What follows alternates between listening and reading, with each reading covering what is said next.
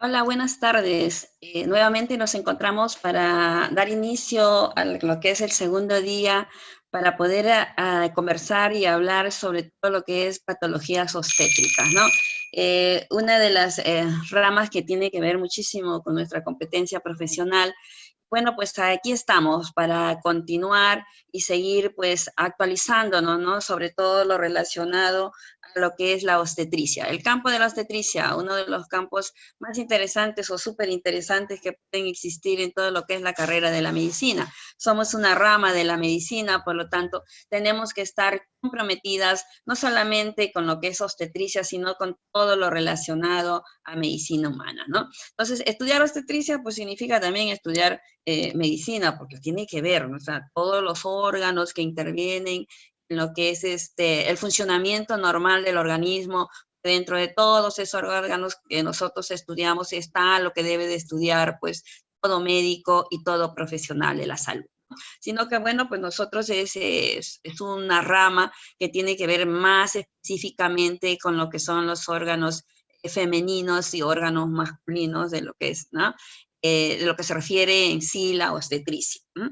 Bien, habíamos dicho y habíamos hablado lo referente a lo que es una de las patologías que se suelen presentar muy frecuentemente en toda el área de salud, ¿no? En todo el campo de salud, en todos los departamentos, en todos los distritos, en todos los sitios a donde no llegamos, ¿no? Se suelen presentar pues patologías como es el aborto, en distintos tipos de aborto, ¿no? Pueden ser pues ya el embarazo, perdón, el aborto completo, incompleto, el frustro, ¿no? Y bueno, pues hoy vamos a recordar así a grandes rasgos lo que habíamos hablado el día anterior, ¿no? Entonces, las patologías del primer trimestre que solemos ver, ¿no? Dentro del campo de la obstetricia está pues el aborto, el embarazo ectópico y la mola hidatiforme. ¿No? Entonces, ¿qué cosa es el aborto? Ya lo habíamos dicho, ya lo hemos conversado, ya lo hemos inclusive un poquito de discusión en ello, ¿no? Porque antiguamente decíamos pues lo que era el concepto, teníamos el concepto de lo que era el aborto. Pérdida del producto con un peso inferior a 500 gramos y menos de 20 semanas. Eso es lo que teníamos como concepto. Hace 5 años atrás el concepto cambió, ¿no? Y decimos, el producto tiene que ser 500 gramos, ¿no? Y la semana de gestación tiene que ser pues inferior a 22 semanas, ¿no? Que debido pues a que se están logrando estos productos de un poquito más de 500 gramos, o sea, un poquito más, el feto pesa un poquito más y ese producto logra sobrevivir, ¿no? Con algunas complicaciones, por supuesto, porque todavía no ha madurado lo suficiente como para poder vivir fuera del útero, no fuera del útero materno. Entonces, aunque ha habido casos, hay un caso que es extraordinario, por decirlo así, de ese producto, pues que se logró con 400 gramos, ¿no? Entonces, a ese producto que le están haciendo el seguimiento del caso para ver las posibles complicaciones, ¿no? Porque todos los estudios que se ha hecho, pues un niño que suele estar fuera del útero materno con un peso inferior a 800 gramos, suelen haber muchísimas complicaciones, ¿no? Pues bueno, vamos a esperar lo que pasa con este niño. Todos estos tipos de aborto, ¿qué es lo que ocasionan? Sangrado. Van a provocar también hemorragias, ¿no? En algunos casos las hemorragias son muy profusas en la que a veces la paciente puede inclusive hasta perder la vida, ¿no? En algunos casos se pueden haber los abortos sépticos porque han sido manipulados, por lo tanto, pues va a provocar una infección y va a haber una sepsis de por medio, ¿no? Y bueno, los abortos frustros se suelen ver solamente con 5 o 6 semanas se queda un saco gestacional ahí y es muy poco ver un frustro mayor de 8, 9, 10 semanas, ¿no? Aunque bueno, por ahí de repente se presentan los casos, pero es muy poca la estadística de los frustros, ¿no? Se suele quedar pues el embarazo ahí sin ser, o sea, se hizo frustro, se quedó congelado ahí, por lo tanto la madre no va a sentir absolutamente nada, ese embarazo no continúa y ya está, ¿no? Y habíamos hablado sobre eso, cuáles son las causas de la pérdida del embarazo, ¿no? Muchísimas causas, ¿no? Dentro de todas las que les he mencionado en la diapositiva, existen otras más, dentro de lo que es la práctica la podemos ver, la podemos encontrar, ¿no? Cuando hacemos la historia clínica de la paciente y nos suele referir, de ella, ¿no? Nos suele referir, realmente ha sentido que ha sido la causa de la pérdida del embarazo. Pero dentro de lo que nos dice la literatura, una de las causas principales que se suelen presentar es la exposición a las toxinas del ambiente, ¿no? Problemas de placenta, de cuello uterino. El problema de placenta es uno de lo que solemos ver cuando la paciente se suele tomar las 6, 7 semanas de gestación o un poquito más, se suelen tomar una ecografía y se logra ver pues un hematoma retroplacentario. Ahí donde se ha querido implantar la placenta, al mismo tiempo que ha querido implantarse, se ha querido despegar y ha formado pues un hematoma. Ese hematoma que se suele ver muy común en las ecografías durante el primer trimestre, ¿no? Y que muchas veces ocasiona pues la pérdida del embarazo porque si tiende a crecer ese hematoma, porque es un coágulo de sangre, tiende a ir creciendo, pues se va a traer abajo el embarazo. El peso no lo soporta, por lo tanto el embarazo se pierde, ¿no? Entonces es muy común ver estos tipos de hematomas en pacientes embarazadas, ¿no? Que muchas veces pues se queda ahí, en un pequeño hematoma y el embarazo continúa. Pero también hay pacientes en los que logran perder el embarazo porque este hematoma continúa. Por lo tanto, ya no se puede hacer absolutamente nada por retener ese embarazo. Bueno, problemas de salud también. Paciente que tiene algún problema de enfermedad crónica, ¿no? Por ejemplo, una tuberculosis en el que muchas veces se pierde el embarazo. Pacientes hipertensas antes de quedar embarazadas, por supuesto que también hay es una de las causas principales en el que se tiene que hacer el seguimiento continuo de estas pacientes, ¿no? Y así otro tipo de enfermedades en la que, pues bueno, son culpables de ocasionar la pérdida del embarazo. Entonces, aquí luego entramos a hablar lo que es el embarazo ectópico. Incidencia del embarazo ectópico, pues no tanto como lo que es el embarazo, perdón, no tanto como lo que es el aborto, ¿no? Entonces, las estadísticas dicen pues que una mujer que ha hecho un embarazo ectópico corre el riesgo de volver a ser un ectópico, ¿no? Corre el riesgo, eso no quiere decir de que se vuelva a presentar lo mismo, sino que corre el riesgo. Claro, un ectópico, ha habido manipulación de por medio porque ha tenido que realizarse la limpieza, en este caso el AMEU, ¿no? Por lo tanto, ha habido pues este instrumental que se usa y ha sido manipulada la zona y por lo tanto va a haber una inflamación de por medio. Al provocar una inflamación en esa zona, va a provocar, ¿no? Si hay un embarazo de por medio, se vuelva a quedar en ectópico. No va a poder continuar porque la zona ha sido dañada, la zona ha sido lastimada, está inflamada. Por lo tanto, el embarazo no va a continuar y no va a poder implantarse en el fondo uterino. Entonces, los embarazos, mayormente, estos son los datos que tengo, o sea, el porcentaje que se suelen presentar dentro de lo que es la trompa uterina, ¿no?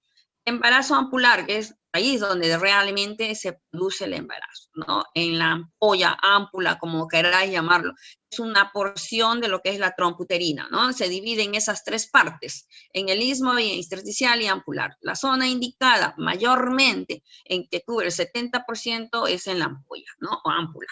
Entonces, el embarazo, luego que se ha implantado, tiene que avanzar durante 5 o 6 días y llegar al fondo uterino para ahí está en la zona indicada. Ahí lo está esperando pues el endometrio preparado para que ese embarazo crezca sin ninguna complicación.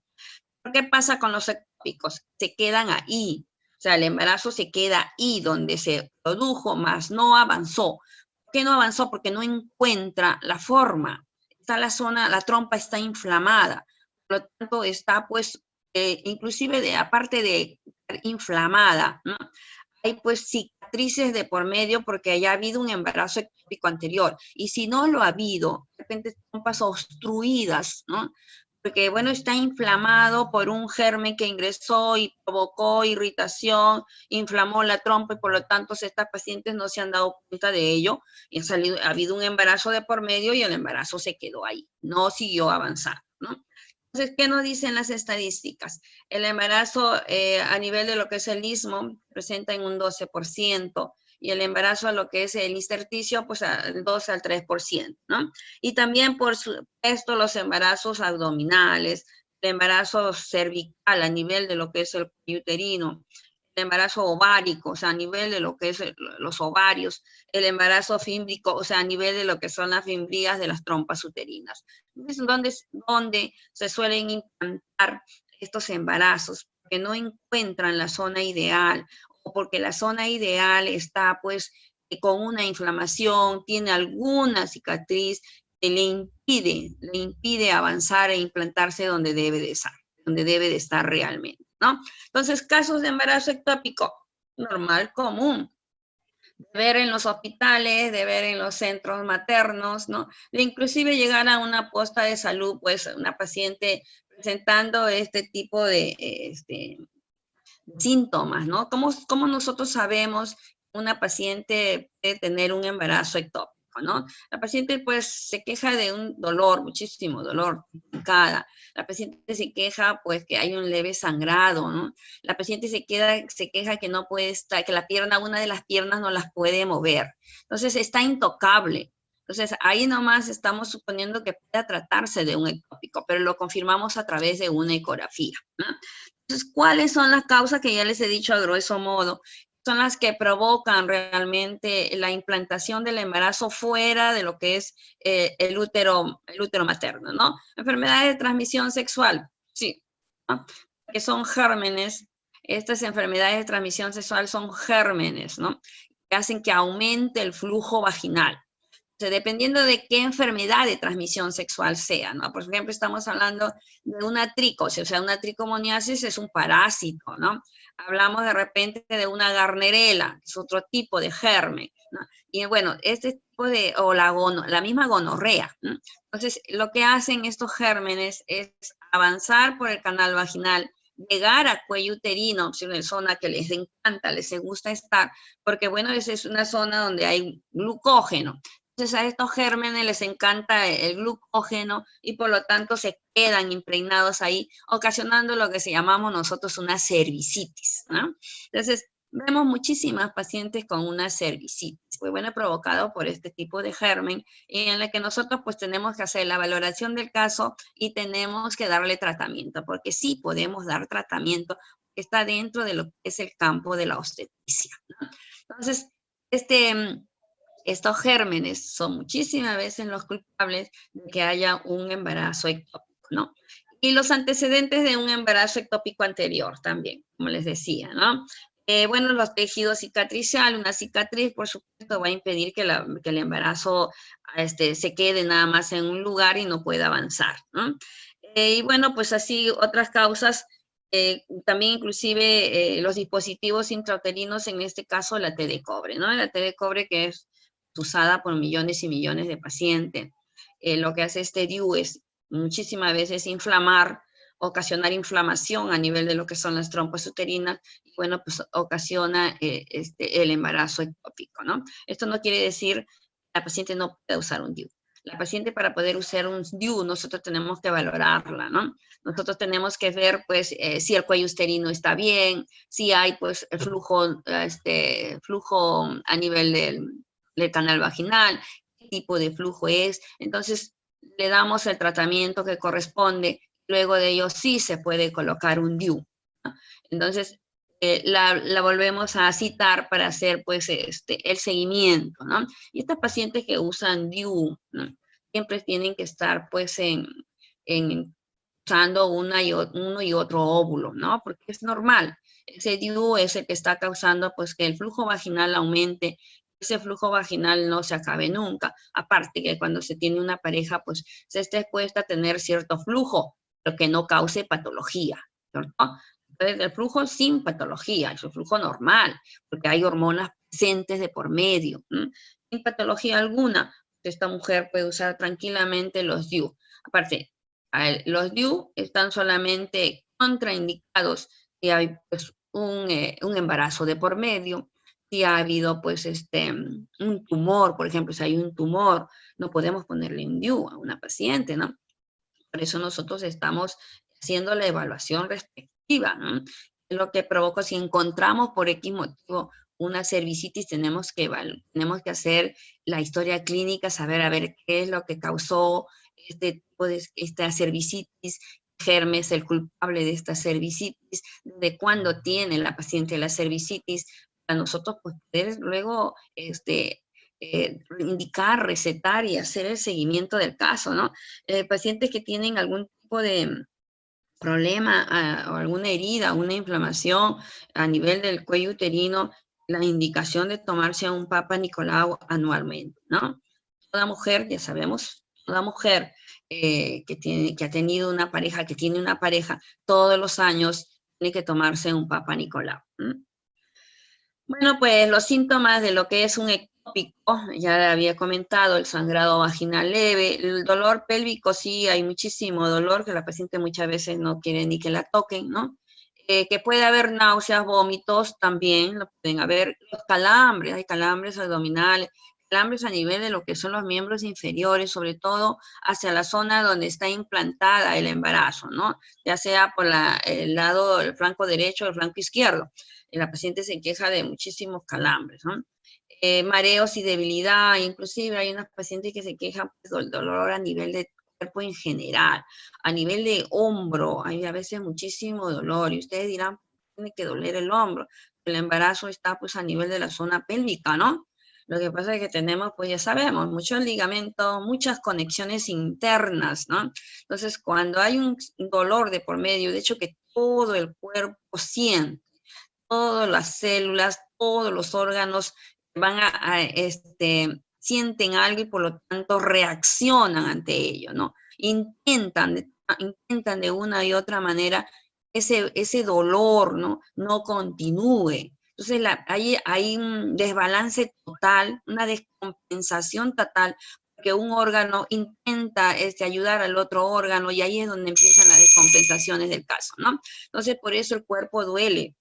Pues duele no solamente donde está la inflamación, no solamente donde está el ectópico implantado, sino también es un dolor a nivel general, ¿no? Entonces, ¿qué puede llevar el ectópico? ¿A qué puede conducir el ectópico? ¿Cuál es la complicación grande que puede hacer el ectópico? Que se rompan las trompas uterinas, ¿no? Hay una ruptura de trompa uterina, por lo tanto, se puede visualizar un sangrado o como no se puede visualizar el sangrado, ¿no? El sangrado puede ser muchas veces interno y la paciente se está internamente desangrando y el dolor terrible nos está anunciando que las trompas se rompen. La trompa no es un órgano para que crezca un embarazo. La trompa uterina es el órgano para que se produzca, que se lleve a cabo la unión del óvulo con el espermatozoide, nada más. Luego ese embarazo, una vez que esté ya el óvulo fecundado, tiene que avanzar y llegar al fondo uterino e implantarse, ¿no? No tiene por qué quedarse en la trompa uterina, no tiene por qué quedarse en ninguna otra zona. Tiene que ir a avanzar hacia el fondo uterino. Ahí es la zona donde el endometrio ya está listo, está preparado, esperándolo para continuar el embarazo. En este caso, el ectópico se quedó en algunos lugares no indicados, por lo tanto, ha ido creciendo porque crece. Y como no es la zona indicada, pues va a provocar que se rompa la uterina, que se rompa, perdón, la trompa y ocasione pues, una de las complicaciones grandes en obstetricia, ¿no? Por eso se considera el ectópico una de las patologías obstétricas.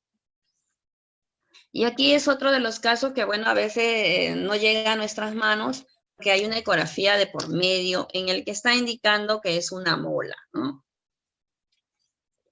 Que no podemos tratar una mola, ¿no? Nosotros de repente la podemos diagnosticar porque se le envía una ecografía a la paciente de acuerdo a lo que ella nos indica, de acuerdo, ¿no? Y que podemos nosotros pues estar pensando que podría tratarse de una mola, ¿no? Una vez que ha sido diagnosticada la mola, tiene que ser la transferencia al especialista correspondiente, ¿no? Entonces habíamos dicho que la mola son los errores genéticos, ¿no? Produce una anomalía en la placenta debido a problemas cuando el óvulo y el espermatozoide se unen en la fecundación. Este tipo de embarazo también lo conocemos como la enfermedad trofoblástica gestacional. Entonces, estas pacientes que presentan, ¿qué síntomas presentan? Suelen tener un sangrado leve, de repente con la regla que les dura mucho más, y tienen el sangrado como si botaran unos pedacitos de carnecita, ¿no? A veces puede ser oscuro, a veces puede ser una sangre roja, brillante, rutilante, ¿no?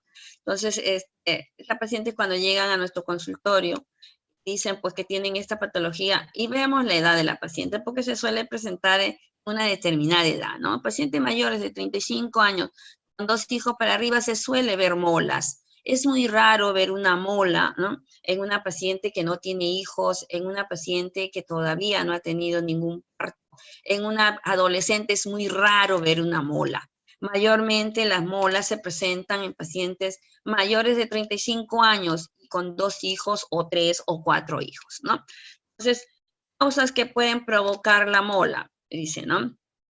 En un embarazo molar completo ocurre que se fecunda un óvulo vacío con 1 o 2 espermatozoides. O sea, si es un óvulo vacío y encima ingresan 2 espermatozoides, de hecho que va a provocar pues un error genético, ¿no? Entonces, otra posibilidad es un embarazo molar parcial o incompleto, en el cual permanecen los cromosomas de la madre. El padre provee 2 grupos de cromosomas, por lo tanto va a duplicar los cromosomas y en este caso, en lugar de 46 se sumarían 69 cromosomas. Entonces, ese embarazo, o sea, no es un embarazo, no hay embarazo de por medio, no, porque hay un óvulo vacío. Entonces, si hay un óvulo vacío, pues ha fecundado un vacío ahí. Ingresan encima de 12 espermatozoides, peor todavía, ¿no? Entonces, da lugar a que se produzca pues este tipo de embarazo. Entonces, aquí la paciente llega diciendo que está embarazada porque hay un HCG positivo, o sea, la hormona gonadotrofina coriónica ha salido pues elevada.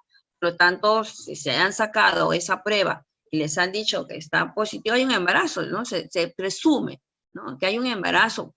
La paciente ha pensado que está embarazada y ha hecho pues que continúe el embarazo. Entonces, cuando llega ya a la consulta y nos empieza a referir este tipo de síntomas que tiene, es donde se le envía a tomarse una ecografía y arroja pues, la mola, y ahí donde nosotros pues hacemos la transferencia del caso, ¿sí?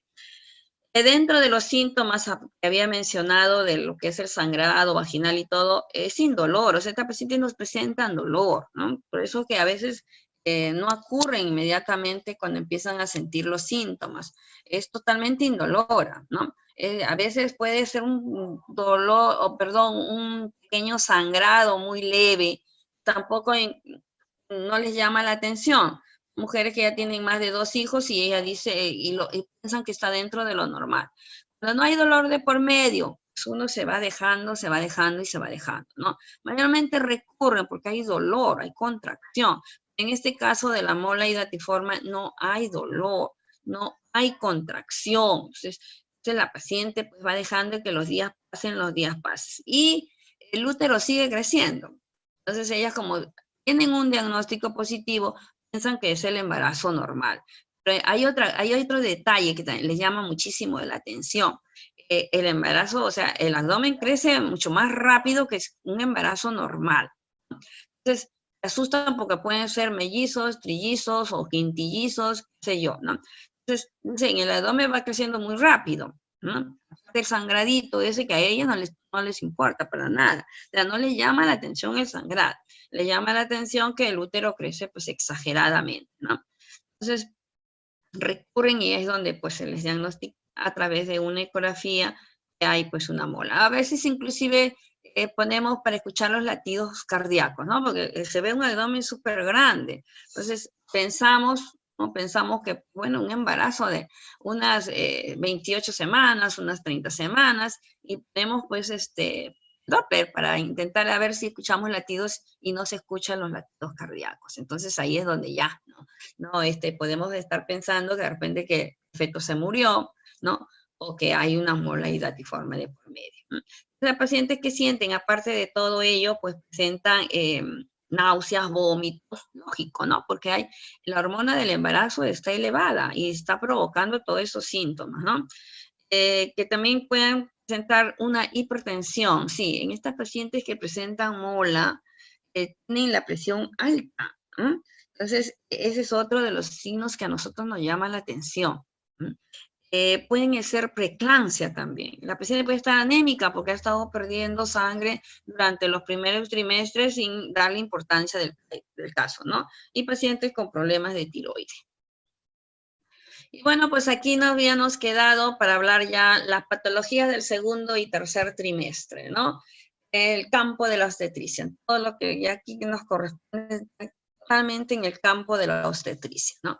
Amenaza de parto pretérmino, vamos a hablar del parto pretérmino, ¿no?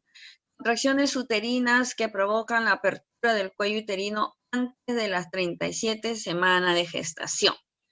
Como nosotros sabemos que la paciente tiene 37 semanas de gestación, cuando a veces no hay una fecha de última regla que no se acuerdan.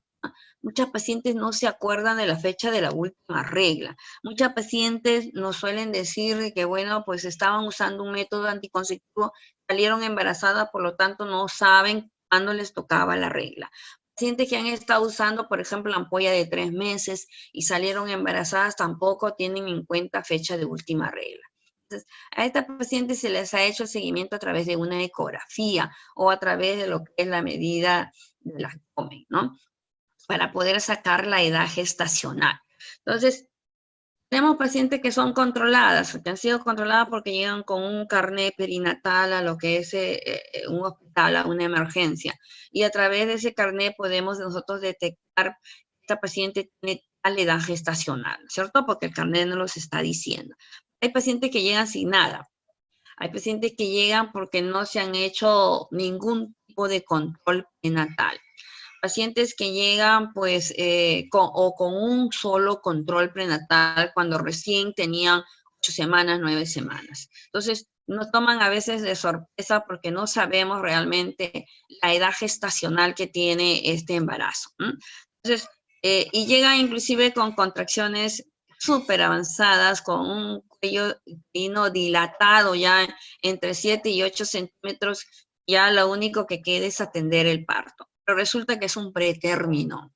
Entonces, por el tamaño del feto, por el tamaño del abdomen, también nosotros nos damos cuenta que si es pequeño, si es grande. Entonces, como ya ese feto ha pasado lo que es ya está atravesando lo que es la pelvis, no podemos realmente saber si es grande o es chico, porque ese feto ya encajó. Por lo tanto, el abdomen ha bajado. Entonces, eso no nos ayuda mucho a veces de ver el abdomen cuando ya hay una dilatación de por medio y cuando ya hay un avance, lo que es la apertura del cuello uterino. No nos ayuda así visualmente a ello, ¿no? Entonces, empezamos a hacer las preguntas que a veces no son tan verídicas, ¿no? Las respuestas que nos puede dar la paciente. Y a veces nos topamos, atendemos un parto, ¿no? Y este niño pues tiene menos de 37 semanas. Y ahí es donde tenemos que correr nosotros, ¿no?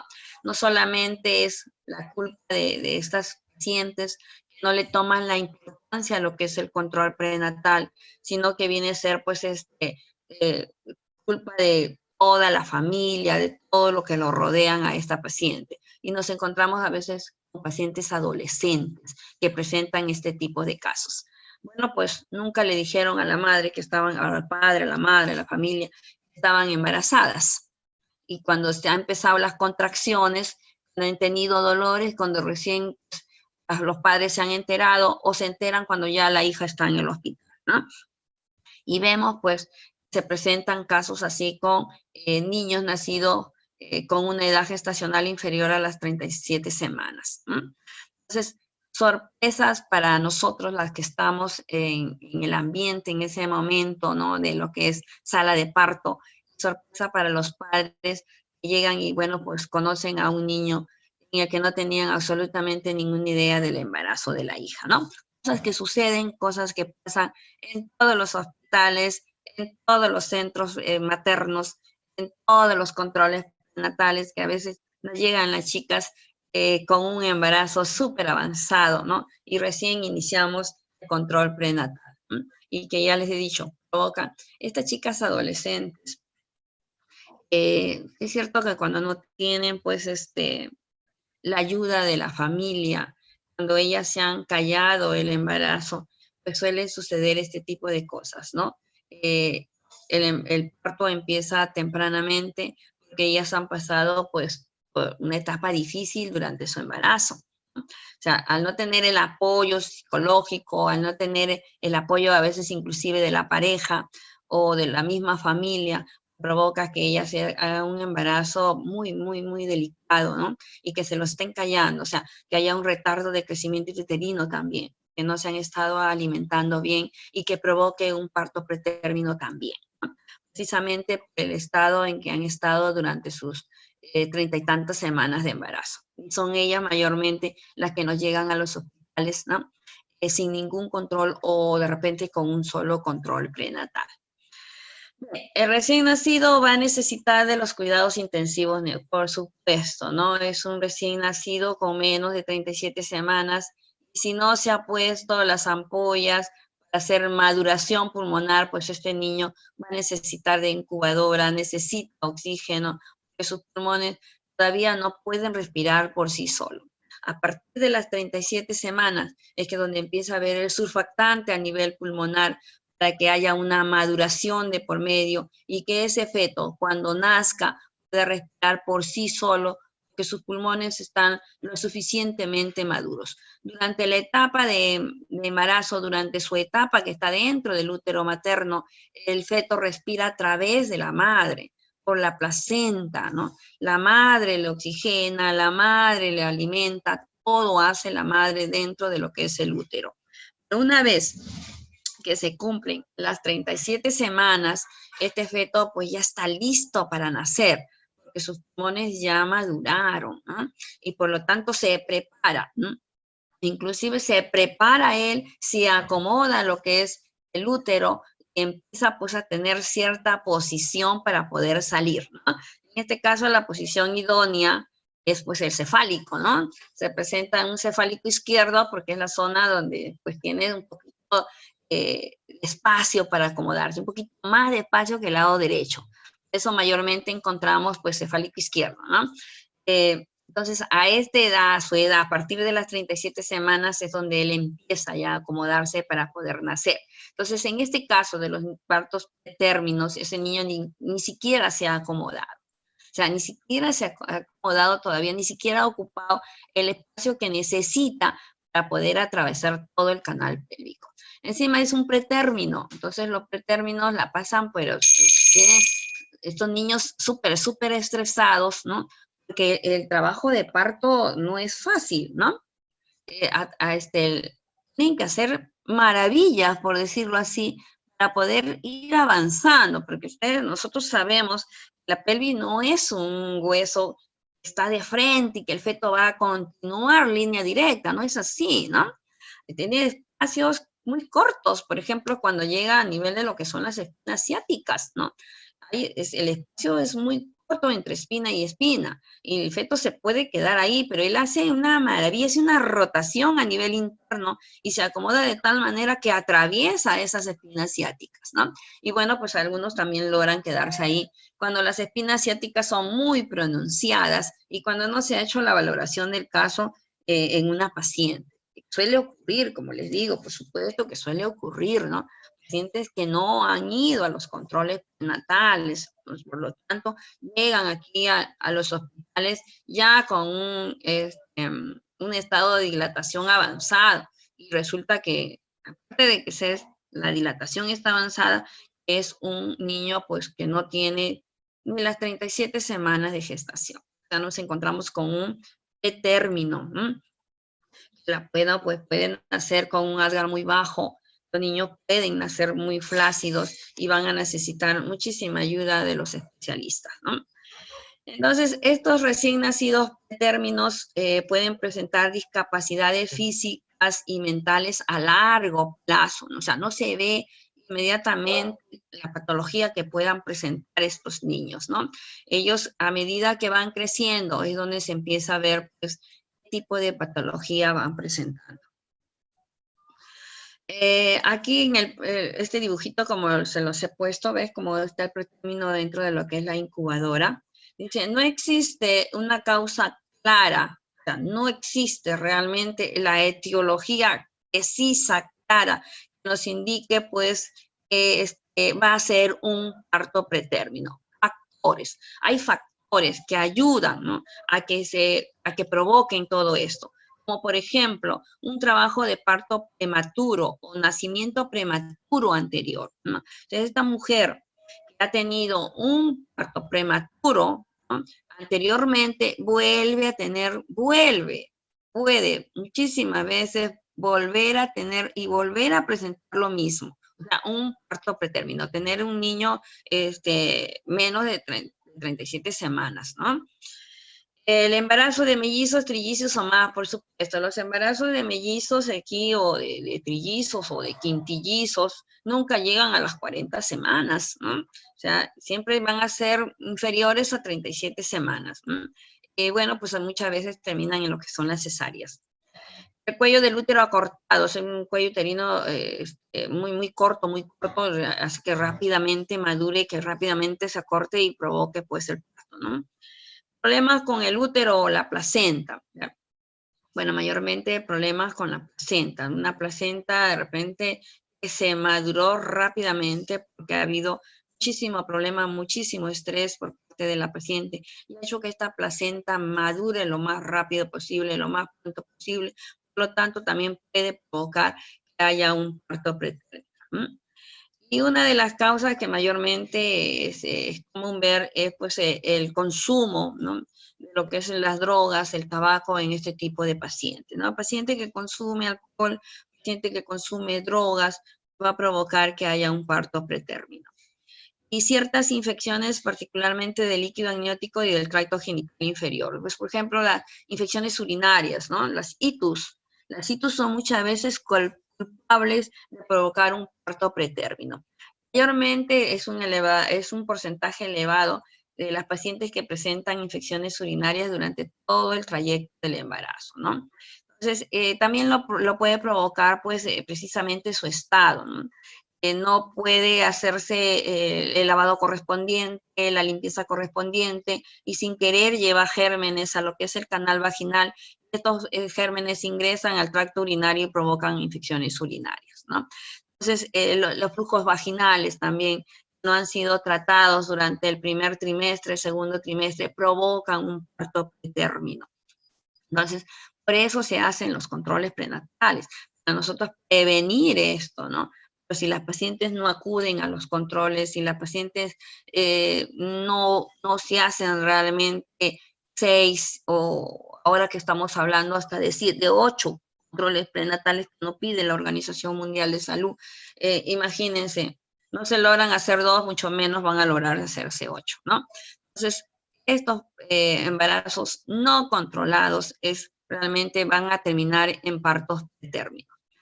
Bueno, seguimos con los factores que sean culpables de ocasionar pues el parto pretérmino, como algunas afecciones crónicas, ¿no?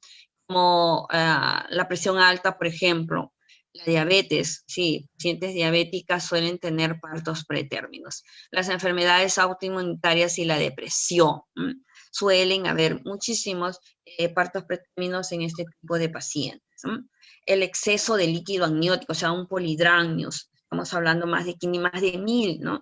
Más de 1000 centímetros cúbicos de líquido amniótico para poder hablar de polidramnios. Entonces, muchísimo líquido amniótico ocasiona pues, que el cuello uterino empiece a madurar antes del tiempo, por lo tanto, provocar el parto. Sangrado vaginal durante el embarazo. Bueno, también, ¿no? Causante de los embarazos pretérminos. No puede haber un sangrado. O sea, durante las 40 semanas no puede haber sangrado, ¿no? O sea, la paciente no puede sangrar. ¿Qué puede sangrar una paciente que está embarazada? Es porque hay algo que está provocando el sangrado, ¿no? La paciente una vez está embarazada, no puede haber ni pérdida de líquido amniótico ni pérdida de sangrado.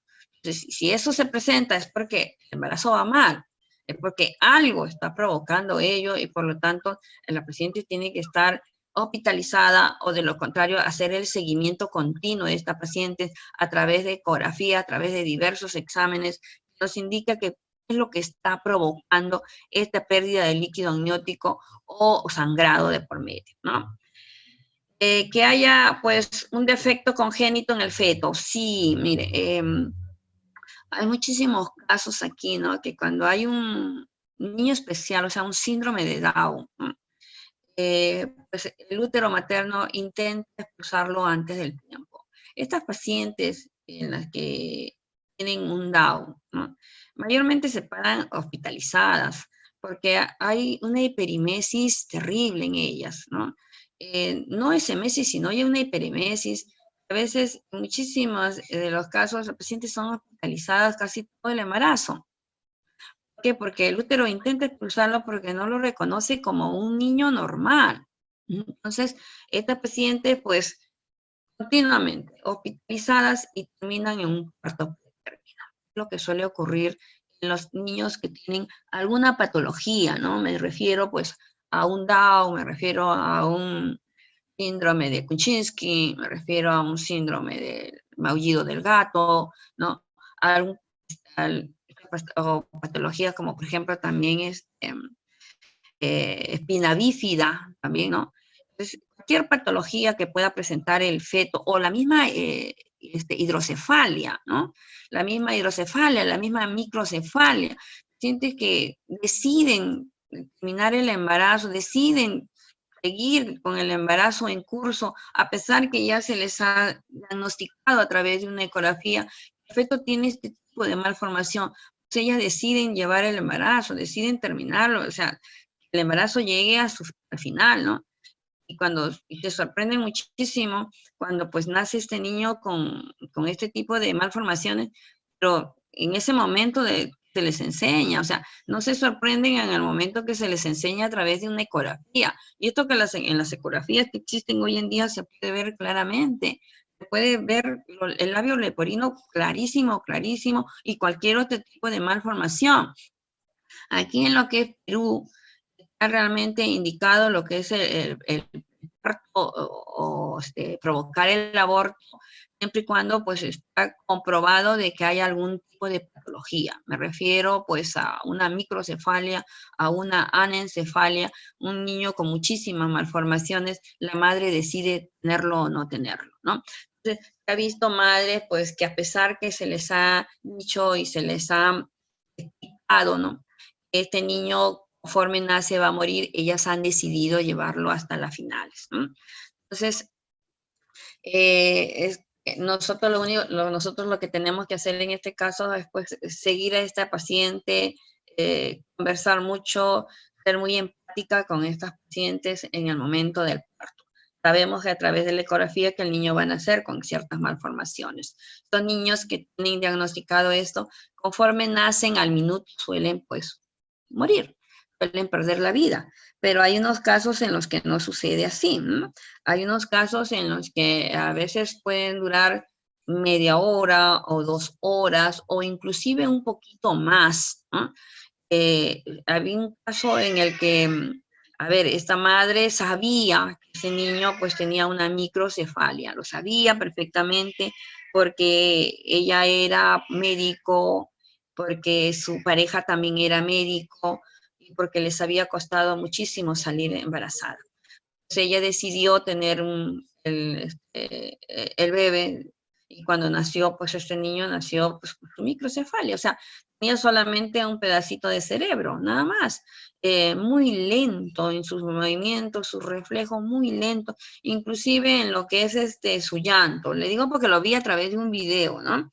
Lo subió un médico que en esa época yo llevaba el curso de epidemiología, bueno, no lo recuerdo qué, ¿no? Entonces el médico nos pasó el video, ¿no?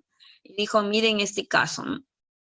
Entonces, la mujer misma o la misma familia habían filmado, porque se hizo ya un estudio, o sea, este niño era objeto de estudio, de muchísimos estudios, ¿no?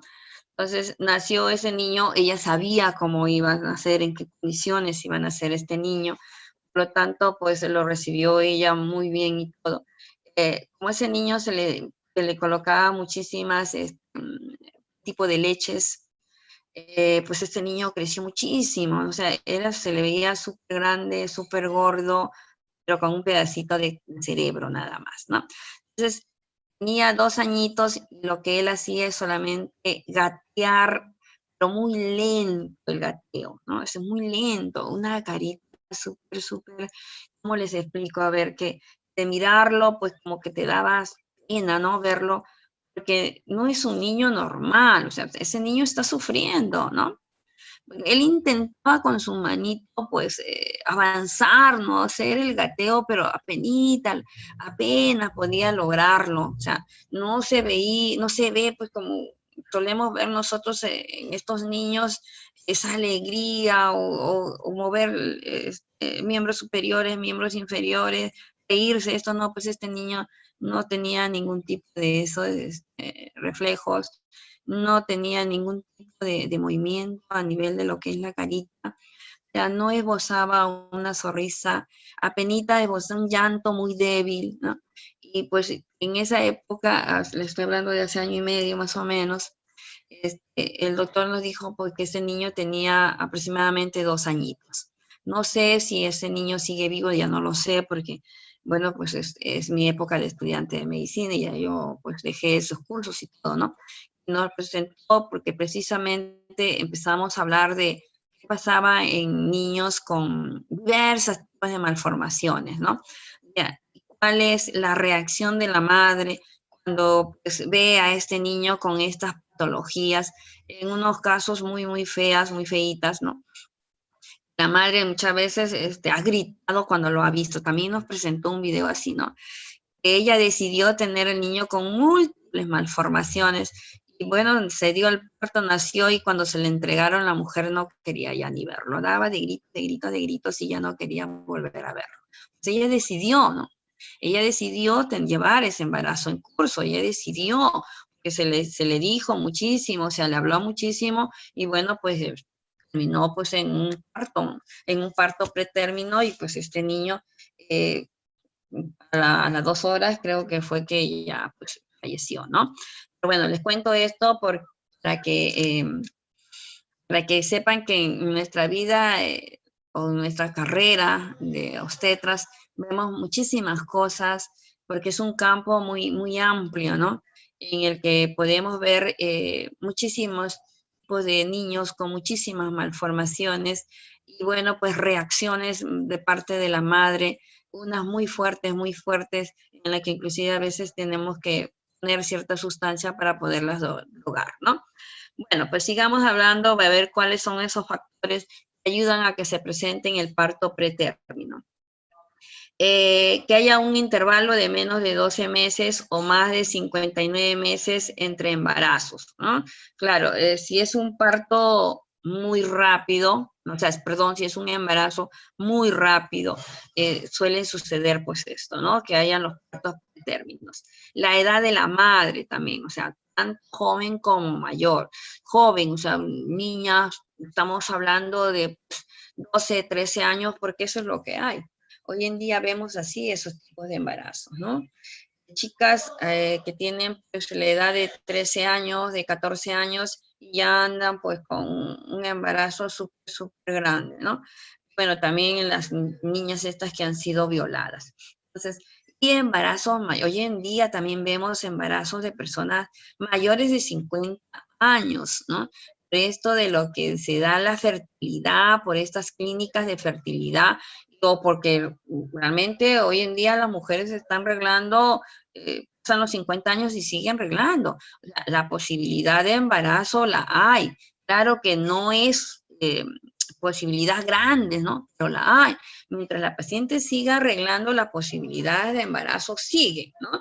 Lo único que disminuye, pues, el óvulo, o sea, no va a haber óvulo todos los meses, pero por ahí puede caer un óvulo, pues, de repente dentro de 3 meses, 4 meses, y estas mujeres pueden salir embarazadas.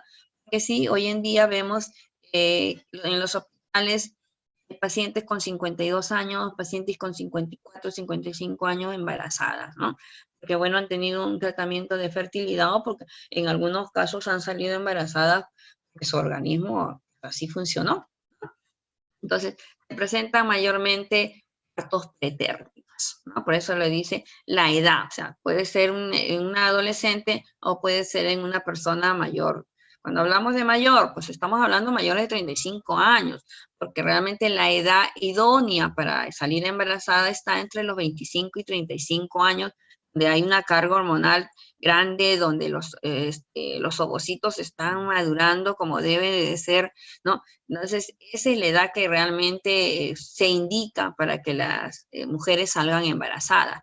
Pero, sin embargo, hoy en día no hablamos de ese rango. Hoy en día estamos hablando de rangos pues inferiores, ¿no? De adolescentes, por ejemplo, ¿no? Vemos en los conos, San Juan del Urigancho, y siempre lo menciono porque es la zona donde trabajo, donde veo pues muchísimos embarazos en adolescentes, ¿no? Entonces, por eso digo, ¿no? No es ya ahora respetar la edad, ¿no?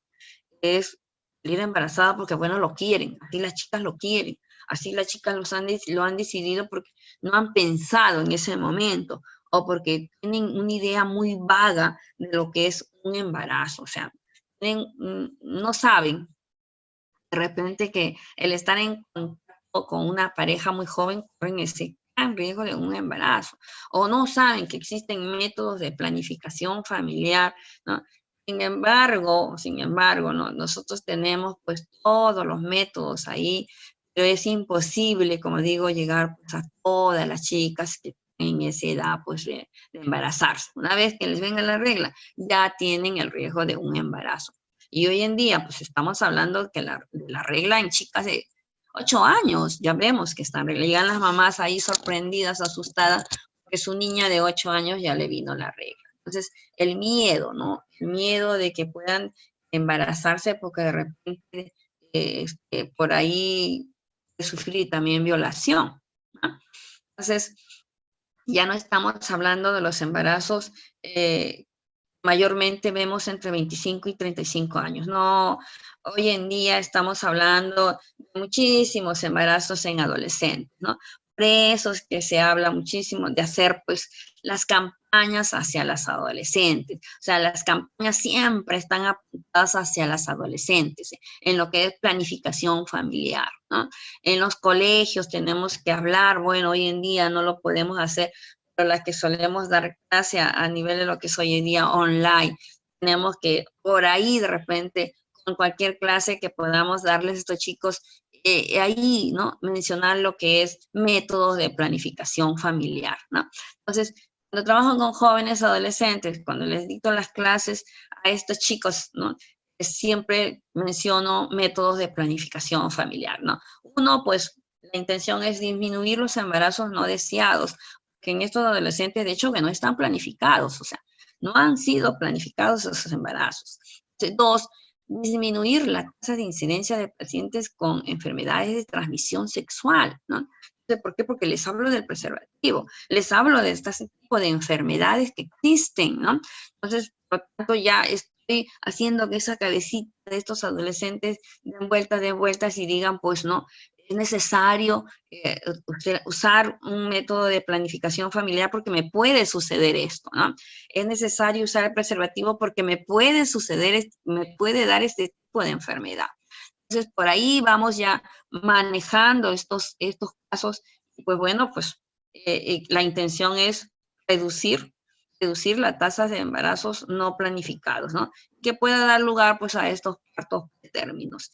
Otro de los factores que está asociado y que pueden provocar parto pretérmino pues es la raza, ¿no?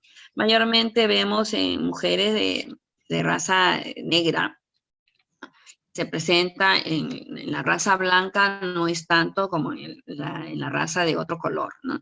Entonces, factores, son factores, porque si la etiología, la causa fundamental que pueda provocar el parto pretérmino no se conoce todavía, ¿no? Entonces, solamente hay factores que se asocian y que pueden ser los culpables a provocar un parto que no ha llegado todavía a las 40 semanas. Por lo tanto, este niño todavía no ha madurado lo suficiente como para poder vivir, ¿no? Como para hacer una vida extrauterina.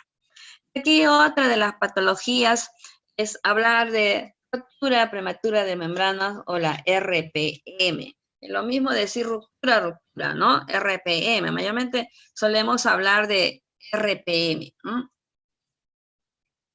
Se define como la ruptura espontánea de las membranas ovulares al menos 2 horas antes del inicio de trabajo de parto, ¿no? Puede ocurrir en embarazos de término o de pretérmino inferiores a 37 semanas. Representa aproximadamente el 10% de los nacimientos, es un 10%, y se asocia a 1/3 de los nacimientos de pretérmino. Aquí, en la ruptura prematura de membrana, ¿no? ¿Cómo sabemos nosotros, cómo nos damos cuenta de que hay una pérdida de líquido amniótico? Romperse las membranas va a salir el líquido amniótico, ¿no?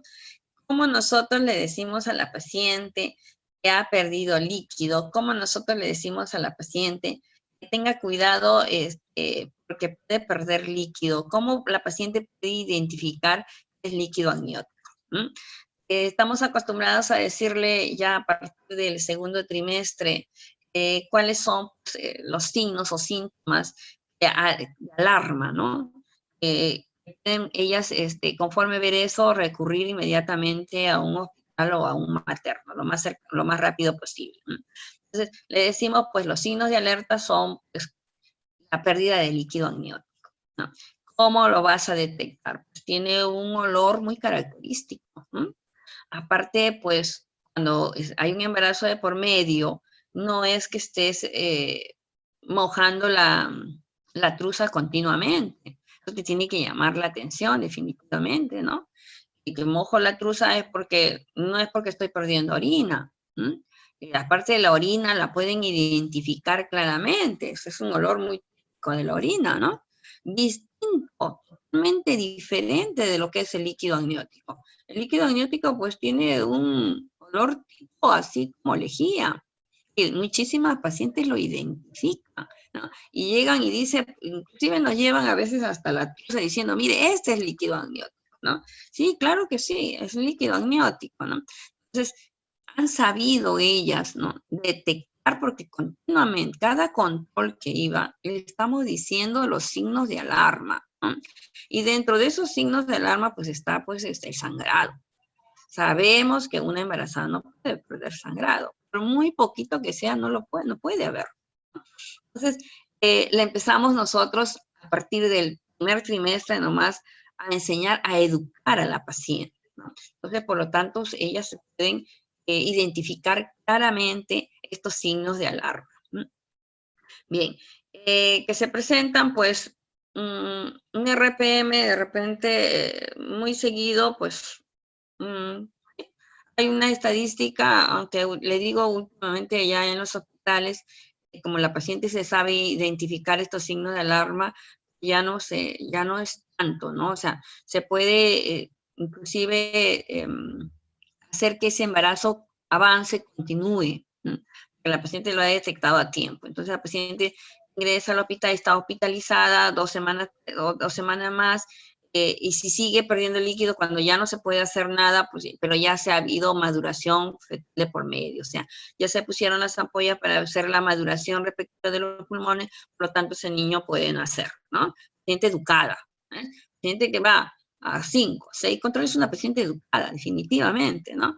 Que nosotros cada vez que va a su control hemos estado hablando y también pues ha ido a hacer sus clases de psicoprofilaxis, donde también le solemos hablar muchísimo de lo que es el parto, ¿no? Y también estos signos de alarma. Bien, una de las causas que a veces nos indican que hay ruptura prematura de membrana son pues que hay una ITU, ¿no? O sea, una infección del tracto genital inferior.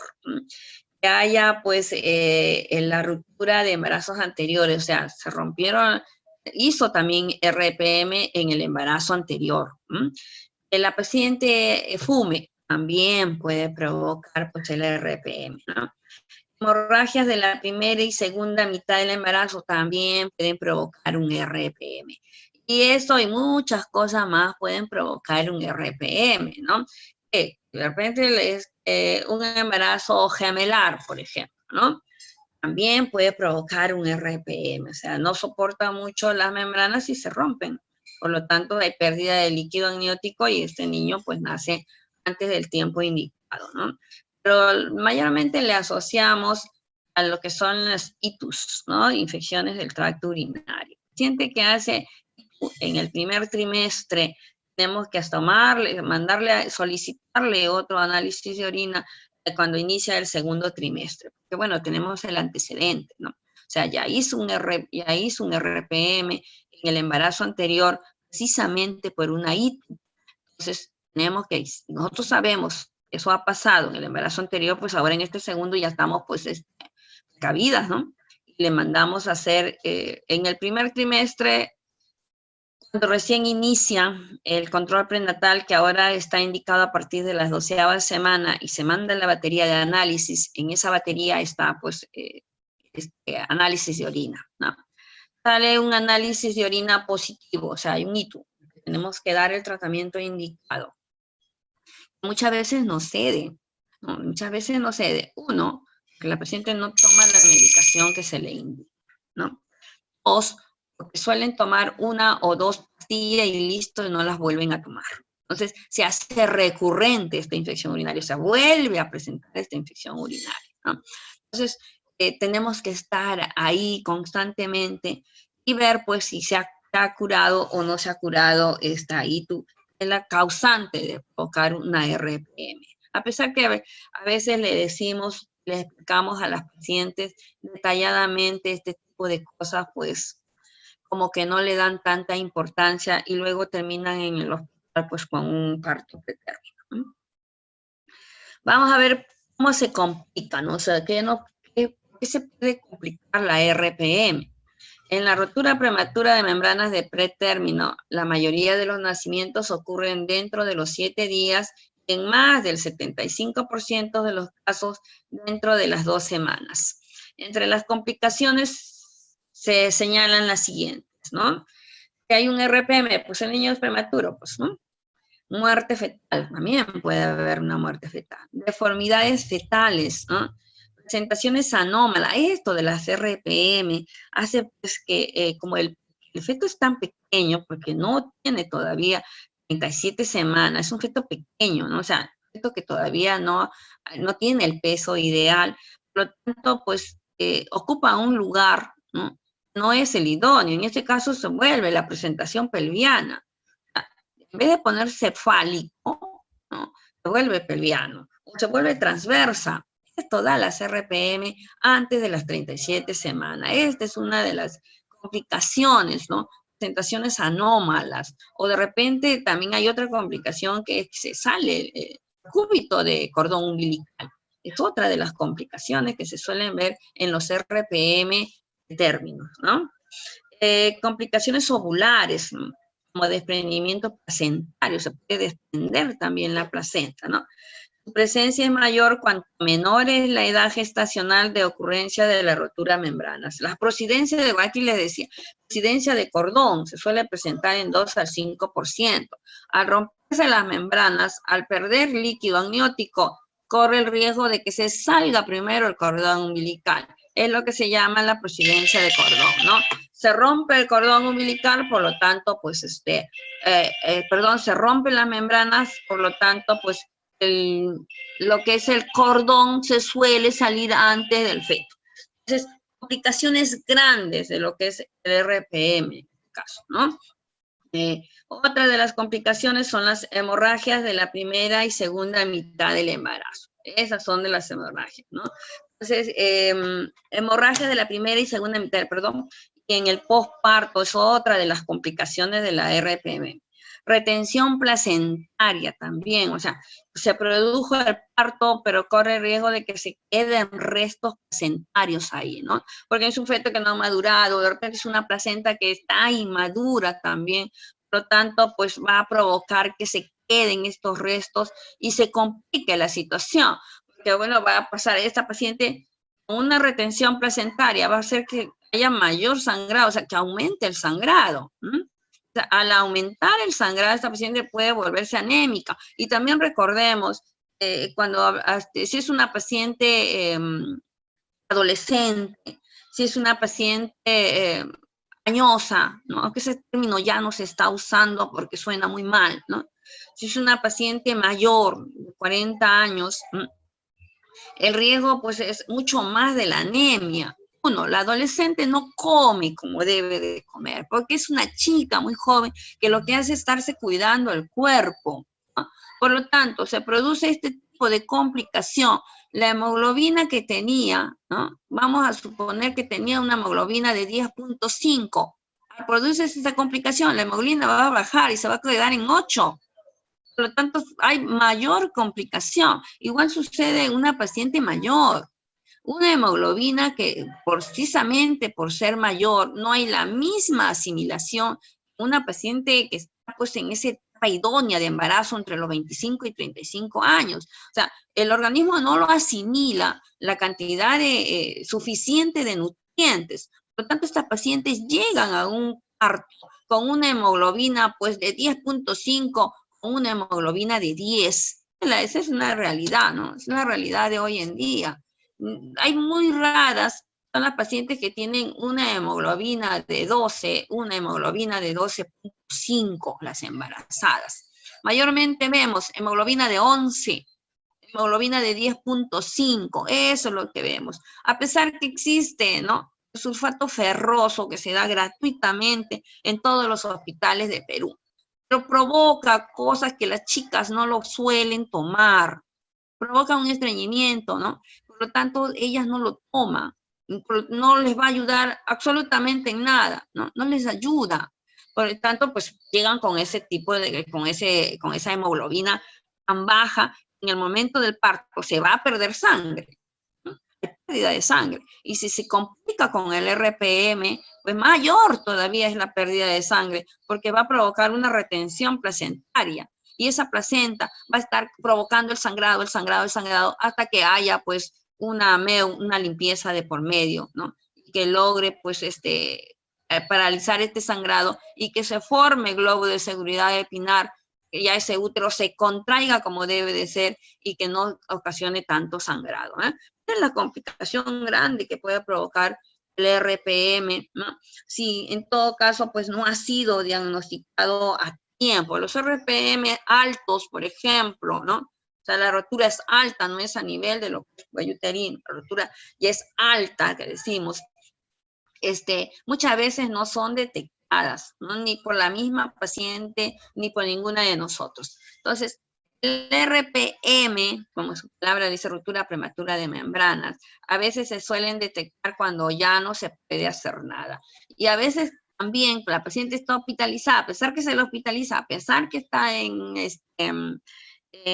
pues en un estado ahí de reposo total, ¿no?, que no se mueve para nada la paciente hospitalizada, no se puede paralizar ello y sí o sí se va a dar el parto pretérmino, ¿no? Entonces, complicaciones que pueden pues hacernos a veces correr a nosotros porque somos las que vamos a atender el parto y porque somos las que tenemos pues ese compromiso con la paciente de atenderla como debe de ser. Otra de las complicaciones, pues, son las infecciones maternas y natales, ¿no? Puede provocar que corionionitis, ¿no? O sea, se quedan restos de corion o se quedan restos de amnios, va a provocar pues, que esto se infecte, que esto se inflame y provoque este tipo de enfermedad. La corionionitis o la endometritis, ¿no? Muchas veces la paciente pues sale de alta, ¿no? Y regresa dentro de 5 días pues con un problema grande ahí, ¿no? El sangrado con mal olor, incómoda totalmente, hay fiebre de por medio, ¿no? Mal olor en lo que es la sangre, con un color totalmente diferente, porque el color es achocolatado, la sangre, o sea, ya la sangre se vuelve achocolatada, ya la sangre no es roja para nada. Entonces, eso nos indica a nosotros de que hay pues un problema grande de infección ahí, que se han quedado restos, ¿no? Esto como el corion, el amnios, y ha provocado pues una endometritis, se inflamó todo lo que es la zona uterina. Miren cómo puede complicar un RPM. Y luego otra de las patologías o complicaciones que puedan llamarse en lo que es la obstetricia, ¿no? Estamos hablando de placenta previa, conocido nosotros en nuestro campo como PP, usamos el PP, ¿no? Decimos el PP cuando la placenta se inserta parcialmente o en su totalidad en el segmento inferior del útero, ¿no? La prevalencia es del 0,25 a 0,5 en las gestaciones únicas. El riesgo es superior en caso de cesárea previa. Otros factores de riesgo son la edad materna, el tabaquismo, la raza negra y asiática, la multiparidad, las gestaciones múltiples y el tratamiento de reproducción asistida, ¿no? Bueno, esto de la placenta previa, ya sabemos nosotros que cuando una paciente llega sangrando no podemos hacer el examen vaginal, ¿no es cierto? Que podemos empeorar la situación. Si una placenta está en el lugar que no es indicado, esa placenta tiene que estar en el fondo uterino. Pero en este caso, la placenta pues se colocó en un sitio muy cercano al cuello uterino. Por lo tanto, si nosotros vamos a examinarla, vamos a tocar. Al tocarla vamos a provocar un sangrado. Entonces no se toca a la paciente que llega pues, sangrando. O sea, la placenta previa presenta un sangrado muy diferente, ¿no? Muy diferente que cuando la paciente está en un trabajo de parto y cuando el cuello uterino se está abriendo. El sangrado es diferente. Uno, no hay dolor de por medio. Por lo tanto, no podemos pensar que la paciente está con contracciones uterinas o en trabajo de parto. ¿Sí? Dos, el sangrado es poquísimo. Sí, en todo caso vemos bastante, es un sangradito rutilante rojo, totalmente rojo, ¿no? En el que nos está indicando una PP. Bueno, pues esa paciente diagnosticada, una ecografía, se diagnostica a través de una ecografía y no la podemos tocar. Y hay diferentes tipos, ¿no? Por ejemplo, una PP oclusiva, o sea, una placenta previa oclusiva. Cubre totalmente el orificio cervical interno, totalmente. O sea, si nosotros ingresamos con nuestros dedos, tocamos cuello uterino, podemos provocar el sangrado terrible en esta mujer. Por eso decimos, placenta previa no podemos hacer examen vaginal. ¿Sí? Bien, hay otra placenta no oclusiva, o llamada también placenta marginal, en la que es adyacente al marque del orificio cervical interno, pero sin sobrepasarlo. ¿Qué quiere decir? Que está muy cerquita, ¿no? Está en uno de los derechos, que puede ser el lado derecho o el lado izquierdo, muy cerquita del uterino. Igual, nosotros, o sea, lo que ingresamos con nuestros dedos, vamos a bordear cuello uterino, ¿no? Por lo tanto, pues podemos provocar un sangrado, ¿no? O la placenta de inserción baja, es el borde placentario o menos de 2 centímetros del orificio. Esta ya está un poquito más alta, o sea, un poquito más alejada de lo que es el cuello uterino. Igual, ya le he dicho, en el examen genital nosotros bordeamos cuello uterino, nosotros ingresamos al cuello uterino, pasamos el orificio cervical externo y llegamos al interno. Por lo tanto, pues podemos cogerlo con nuestros dedos, las podemos tocar y provocar pues que haya un sangrado terrible.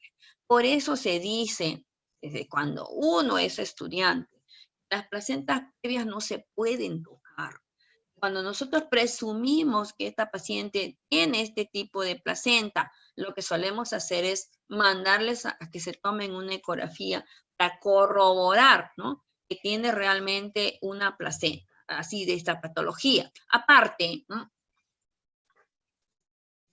aparte con la última ecografía de control, ¿no?, es pues en el tercer trimestre, donde se le manda para ver si hay o no hay maduración placentaria, o si hay, pues, para descartar que sea una placenta con malformaciones o una placenta envejecida, porque hemos de repente detectado un retardo del crecimiento intrauterino, o sea, es un niño que está pequeño para la edad gestacional que tiene la madre.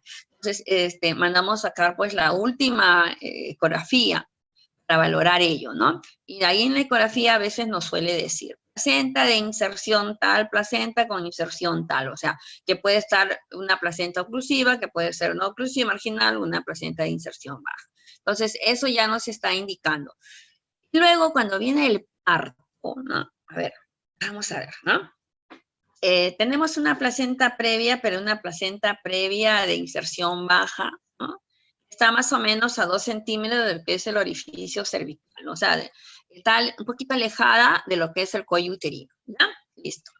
En el momento del parto, como hay las contracciones, ¿no?, la placenta jala, tira hacia atrás, por la contracción, ¿no? Por la contracción tan fuerte que es, y porque el feto quiere atravesar lo que es la pelvis, la placenta jala hacia atrás. Por lo tanto, esa que estaba a 2 centímetros del orificio, pues va retrayéndose más. Ya se va alejando del orificio cervical interno o del cuello uterino. Se va alejando. Con cada contracción que presenta, se va a ir alejando de ahí. Por lo tanto, no puede pues ayudar a provocar, a atender el parto sin ningún tipo de problema, porque ya se alejó de lo que es el cuello uterino, ¿no? A veces se suelen atender los partos. Los partos por placenta previa, siempre y cuando sea una placenta previa oclusiva total. O sea, ya cubrió todo lo que es uterino, por lo tanto el feto no va, imposible el feto atraviese por ahí, si intenta, pues va a provocar una hemorragia terrible, ¿no? Esto es lo relacionado a lo que es placenta previa. Como vemos, cuando estamos rotando por el servicio de partos, ¿no? Cuando rotamos por sala de dilatación, cuando rotamos por este tipo de emergencias también, podemos ver placenta previa, no tanto porque los porcentajes no son altos, ¿no? Los porcentajes no son altos en placenta previa, ¿ya? Decimos que es de 0,25 a 0,5% en las gestaciones únicas, ¿no?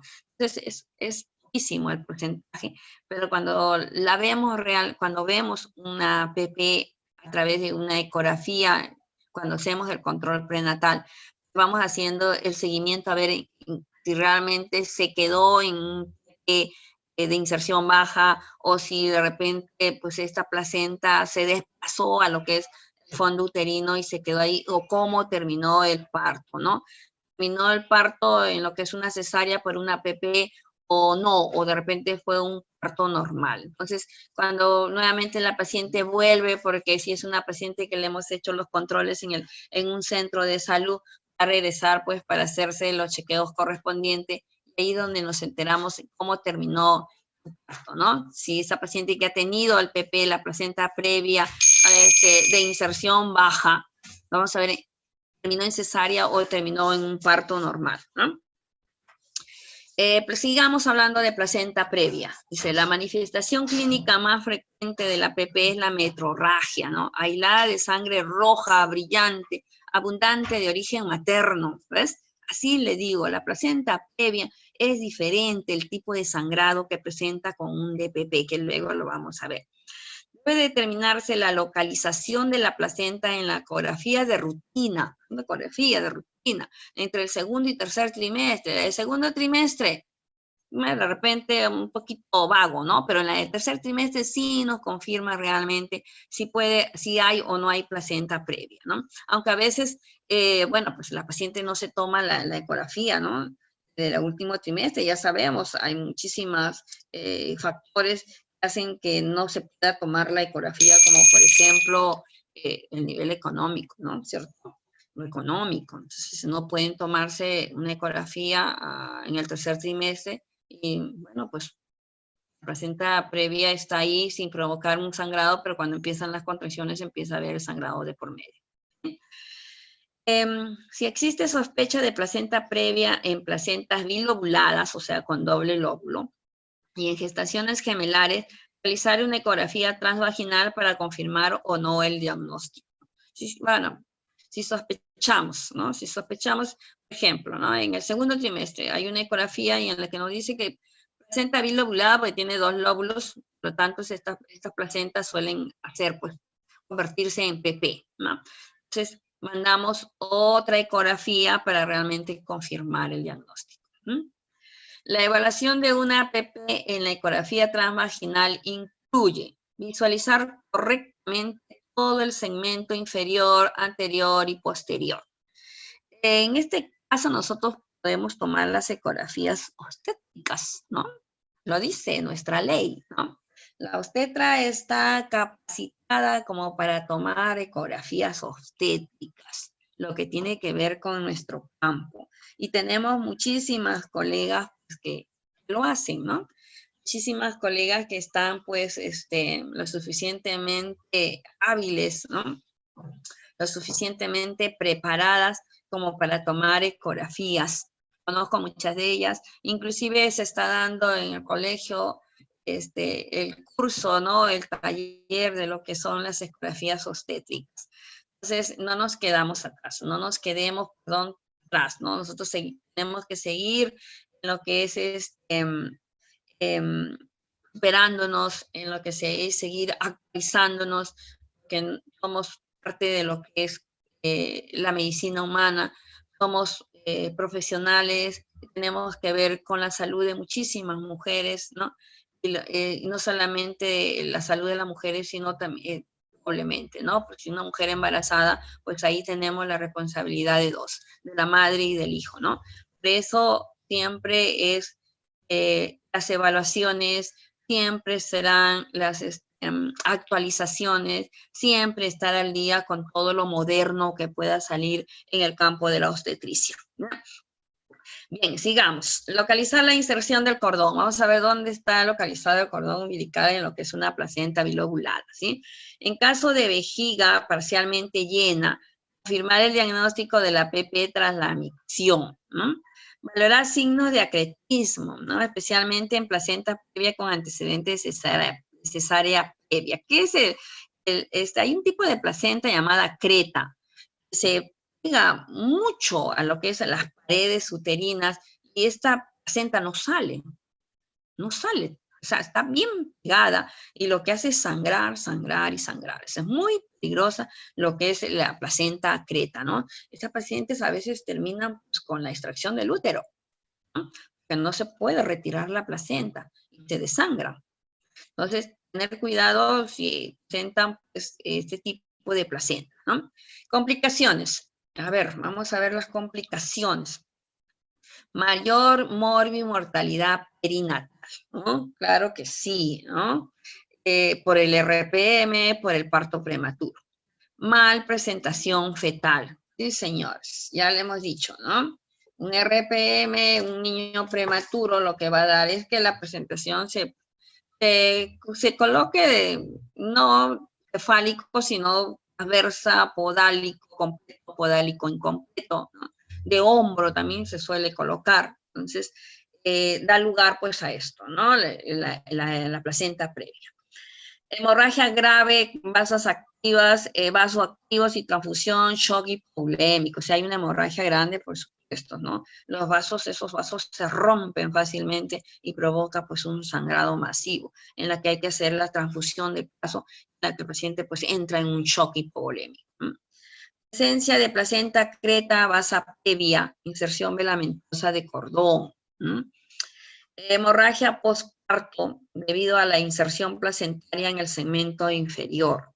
Histerectomía urgente, aquí le digo, ¿eh? Porque hay una embolia de líquido amniótico, eso. Cuando ya el sangrado es muy profuso, cuando ya el sangrado no se puede controlar, entonces hay que hacer una histerectomía, porque estamos pensando que es una placenta creta, sin tener diagnóstico anterior, por supuesto, ¿no? Ya les he dicho, ¿no?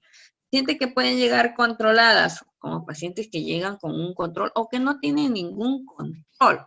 Pacientes que pueden tener una ecografía, como pacientes que tienen 6, 7 ecografías. De todo encontramos, ¿no? Y resulta que justo en esa paciente que solo tiene una ecografía, hay placenta previa.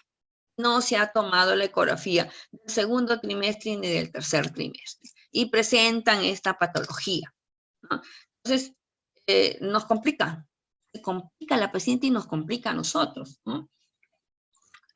Porque nosotros en ese momento tenemos que hacer pues una y otra cosa de conexiones y todo para ayudar a la paciente porque la paciente está sangrando. ¿Mm? Y bueno, pues chicos, chicos, colegas, ¿no? Estas complicaciones las vemos nosotros en nuestro campo, ¿no? Cuando estamos laborando, cuando tenemos la oportunidad de trabajar pues en un centro materno, en un hospital, en algún sitio en el que nosotros podamos atender partos, podemos ver este tipo de complicaciones. La experiencia nos hace, o sea, con la experiencia uno aprende muchísimo, ¿no?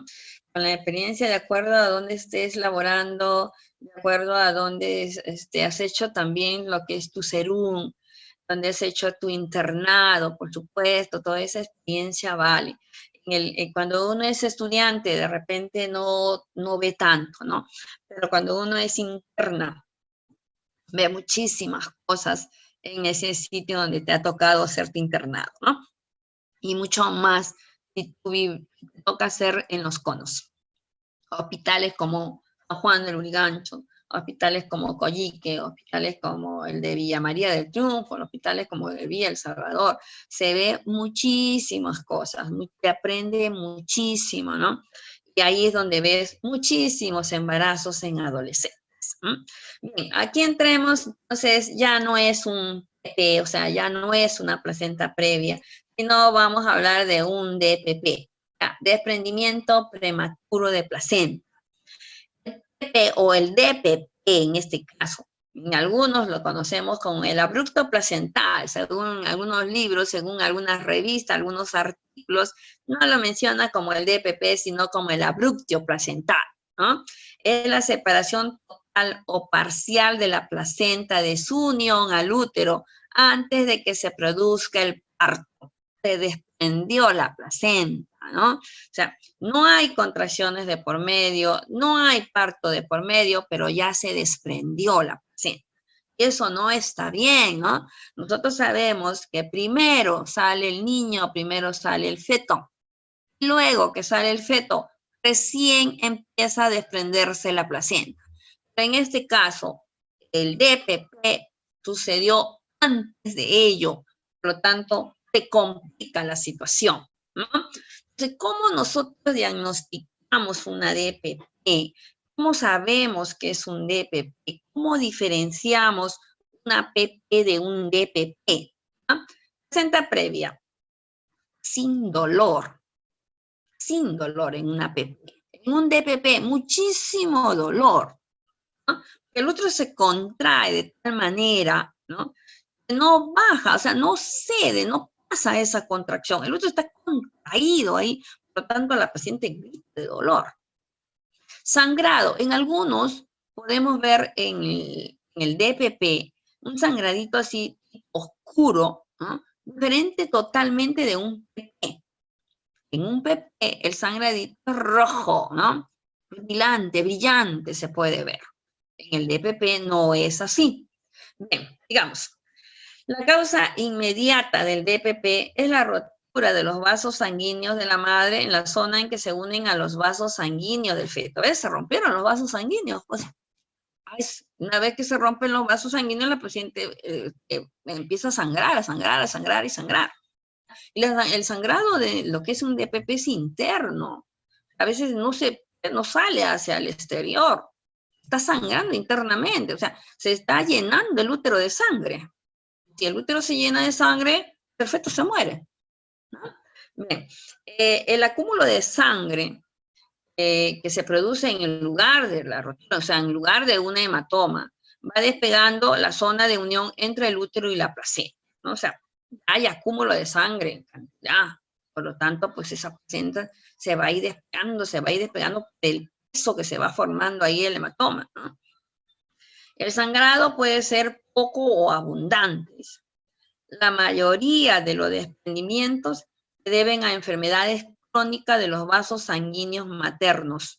Sin embargo, también pueden producirse por causas agudas, como accidentes o golpes en el abdomen.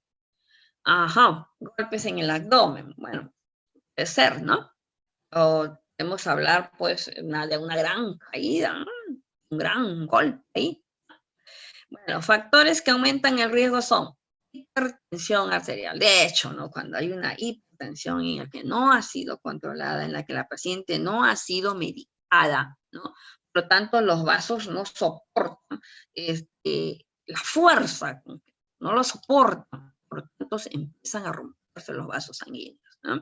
La eclampsia, ¿no? Es otra de los problemas. Ya sabemos que cuando hay eclampsia, hay una hipertensión. Si hay una hipertensión, pues la sangre fluye a tal velocidad que no soportan los vasos sanguíneos y se rompen, ¿no? Anomalías anatómicas del útero, un útero de repente que no se ha detectado que está con ciertas malformaciones, ¿no? La edad materna avanzada también, ¿verdad? gran número de partos anteriores. También puede provocar un DPP. A ver, mayormente lo detectamos por los gritos que da la paciente que son desesperados, ¿no? Porque es un dolor ahí, una contracción que no pasa con nadie, por lo tanto la paciente grita de dolor. Por eso tenemos que darle la importancia cuando la paciente grita, que a veces, muchas veces decimos, no, porque es una contracción, está con contracciones de parto y no soporta, o sea, no le damos importancia, ¿no? Sin embargo, lo que está pasando es que se esté desprendiendo la placenta, ¿no? Y se pueden morir los dos. O sea, se puede morir la madre y se puede morir el niño, ¿no? Entonces, aquí la actuación es rápida, también es llamar, pues, en este caso, pues, a los especialistas, donde presumimos nosotros los signos que tiene la paciente, estamos presumiendo que es un DPP, ¿no? Inmediatamente se hace el contacto con el especialista para que corrobore eso y que esta paciente pase a lo que es una cesárea inmediata, ¿no? Que este niño sí o sí hay que sacarlo. Lo que está ocasionando todo eso, la placenta, por lo tanto, pues tiene que salir la placenta ya, ¿no? Bien, hubo un caso en esto de las DPP, sin ir muy lejos, aquí en el Hospital Rebagliati, ¿no? Bueno, pues la paciente llegó gritando así, como les digo, de muchísimo dolor de por medio, el útero sumamente contraído, y a que a veces, pues, le digo, no le prestamos la importancia del caso, ¿no? Entonces, esta paciente, desde que se bajó del taxi, gritaba, gritaba, gritaba. Y bueno, pues pasó a las colegas, escucharon latidos, en una de ellas decía que no había escuchado latido, y bueno, pasó al otro y decía que no había escuchado latido, bueno, el otro decía que sí escuchaba, bueno, por ese tipo de, a veces, de que no nos apoyamos unos a los otros, ¿no? Cometemos este tipo de errores. Bueno, lo que llamó muchísimo la atención fue que gritaba muchísimo esta mujer, de tanto que gritaba y tanto que gritaba, pues se llamó al especialista. Cuando llegó, pues el gineco, lo que dijo, pues que era un DPP. Y el DPP, y lo que pasaba, que el niño ya estaba muerto. Eso es lo que pasó. Entonces, la colega decía que ella no había escuchado latidos. Y pasó donde el otro colega, y el otro colega que decía que sí había escuchado latidos. Entonces se hizo todo un problemón, ¿ves? Todo porque no se le prestó la importancia del caso a esta mujer que gritaba, gritaba y gritaba. Que a veces decimos, pues, ay, que es chillona, que es por las contracciones, por eso está gritando. Y lo que solemos hacer, ya le va a pasar la contracción, ya, respira así, respira así, pero esta mujer no dejaba de gritar. A pesar que le dijeran toda una cosa, y bueno, pues se murió el niño, ¿no? Cuando le pusieron nuevamente el Doppler para volver a escuchar, el niño, le pusieron el monitoreo, no había ningún tipo de movimiento, no había nada de nada, por lo tanto el niño estaba muerto. Y bueno, pues esta mujer se quejó. Y ya saben, pues que son juicios, ¿no? Son juicios que, bueno, porque por no saber diagnosticar, no saber diagnosticar porque a veces no tenemos por la experiencia del caso, ¿no? Sino porque no sabemos darle importancia, ¿no?, a las cosas cuando se nos presenta. Porque no sabemos darle la importancia del caso en esta mujer que gritaba. Entonces, si grita es porque le duele, pues, ¿no? Entonces, digamos, si estás así desesperadamente, es porque te duele y porque algo debe de estar mal. Entonces, hagamos con calma las cosas, ¿no? Intentando, pues, no caer en esto. Síntomas del DPP, ¿no? Vamos a ver, hemorragia vaginal, ¿sí? Que puede ser como no puede ser también, ¿sí? Dolor abdominal, así lo que le decía, un fuerte dolor, contracciones uterinas, el endurecimiento repentino del útero, ese útero, cómo se endurece, ¿no? Y ocasiona, pues, un parto prematuro, ¿sí? Pero aquí las complicaciones, vamos a ver. Recuerden que en el PPP, ¿no?, si hay una placenta previa, no hay dolor abdominal. Miren las diferencias, ¿ya? Entre el PP y el DPP, ¿sí? Aquí en el DPP sí hay un dolor terrible, ¿no? En el PP no hay dolor, ¿sí? Bueno, endurecimiento repentino del útero no hay en el PP. En el DPP sí hay, ¿sí? Complicaciones, vamos a ver, ¿cuáles son las complicaciones en la madre? La pérdida excesiva de sangre y la liberación de factores factores de la coagulación en la placenta dañada, puede dar lugar a alteraciones graves de la coagulación en la madre. O sea, shock, fallo del riñón, problemas respiratorios, fallo multiorgánico y raramente muerte. Raramente decimos porque, bueno, fue diagnosticada a tiempo. ¿Ah? Fue diagnosticada a tiempo.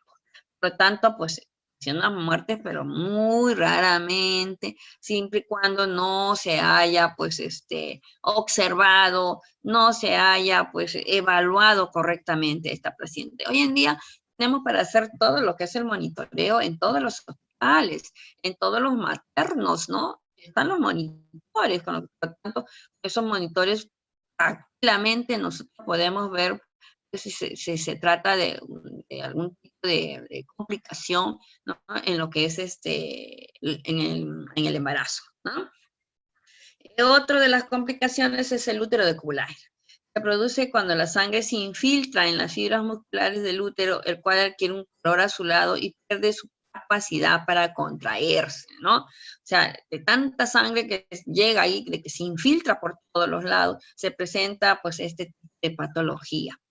Aquí sí cambia totalmente, ¿no? O sea, la incapacidad hace que el útero se vuelva incapaz para contraerse. El útero cuando no se contrae, ¿qué provoca? Pues sangrado. Si un útero que no logra contraerse, porque no está totalmente, hay cosas que lo están haciendo sangrar.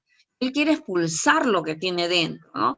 Coágulos de sangre, restos placentarios, hace que el útero no se contraiga y en su intención de expulsarlo, hace que sigan las contracciones y por lo tanto aumente y aumente el sangrado, ¿no? ¿Ves? Aplicaciones, solemos verlas muy poco, realmente muy poco, pero sí, en algunos, de repente, en algunos lugares, en algunos sitios, ¿no? Ustedes van a tener la oportunidad de poder ver, pues, un PP y un DPP, ¿no? Y aquí entramos otra de las patologías, que es la preeclampsia. Hablemos de preeclampsia, ¿no? Enfermedad que se presenta con presión arterial alta después de la semana 20 de embarazo, ¿no? Sí, mayormente, ¿no? Encontramos pacientes preeclámpticos cuando llegan pues a su segundo o tercer control porque, bueno, ya se encontró una hipertensión de por medio en el que nos está llamando la atención. ¿Qué factores pueden ayudar? Trastornos autoinmunitarios, ¿no? Como problemas vasculares, como el problema de la dieta, como el problema de los genes. Esos son los factores que pueden ayudar pues a que estas pacientes hagan preeclampsia, ¿no? Otra cosa, que sea su primer embarazo, o sea, su primera gestación. Se presenta mayormente en PIMIS, ¿no? En las primigestas. Antecedentes de preeclampsia, ¿no? Vamos a ver si de repente es su segundo embarazo. Bueno, pues ha tenido preeclampsia anterior. En el primer embarazo también tuvo preeclampsia, pues corre cierto riesgo de volverlo a hacer, ¿no? Embarazos múltiples, ¿no? Estas pacientes que están embarazadas de mellizos, de gemelos, suelen hacer este tipo de preeclampsia. Bueno, los antecedentes de preeclampsia también, ¿no? Por ejemplo, mamá ha tenido preeclampsia durante ese embarazo, es muy probable que la hija también lo vuelva a presentar. Y pacientes mayores de 35 años. Es muy poco ver preeclampsia en pacientes jóvenes, ¿no? Mayormente lo vemos pues en pacientes que tienen más de 30 años. Solemos verlo en jóvenes muy raro, aunque he visto muy cerquita a mí una chica que tenía 21 años, 22 años creo que tenía esta chica, ¿no? Bueno, pero ella tenía el antecedente de su madre. Su madre había hecho preeclampsia en los 13 embarazos que tenía. Por lo tanto, pues ella tenía ese antecedente. Entonces llegó a la consulta y ya tenía 20 y tantas semanas de embarazo, en lo que se le diagnosticó preeclampsia. Entonces se le manda a su casa con las indicaciones del caso, por supuesto, tomando ya su medicamento para una hipertensión, porque así había sido evaluada ya por el ginecólogo también. Por lo tanto, ella estaba pues totalmente pues educada en estos casos, ¿no? Bueno, pues llega un día a mi casa, ¿no? Conocí a su pareja diciendo pues que se había desmayado en el mercado, embarazada con 23 semanas, y se desmayó cuando se iba al mercado. Entonces, cuando me empezó a contar que su madre también había tenido preeclampsia y le miré el carnet de prenatal que había llenado la colega, pues había puesto ella con rojo pues ese antecedente, ¿no? Entonces le medí la presión y la tenía altísima a pesar que estaba medicada. Bueno, recomendación en este caso, ve al hospital, es una urgencia, estás con una hipertensión, tienes un embarazo de 20 semanas, por lo tanto hay muchísimo riesgo. Le miré el abdomen y era una barriguita muy pequeñita que tenía. Bueno, aparte que era chiquita ella y flaquita, ¿no? Bueno, igual. Entonces ella se fue al hospital para que sea evaluada. Y en el hospital pues le dijeron de que tenía que guardar reposo, ¿no? Le tomaron hicieron todo su chequeo, pero la mandaron a su casa, diciendo que tenía pues tener reposo. Bueno, con tanto esfuerzo, este niño llegó creo a las 28 semanas. Niña, perdón, era niña. Nació muy malita la niña, ¿no? Y bueno, pues duró creo unos meses y luego falleció.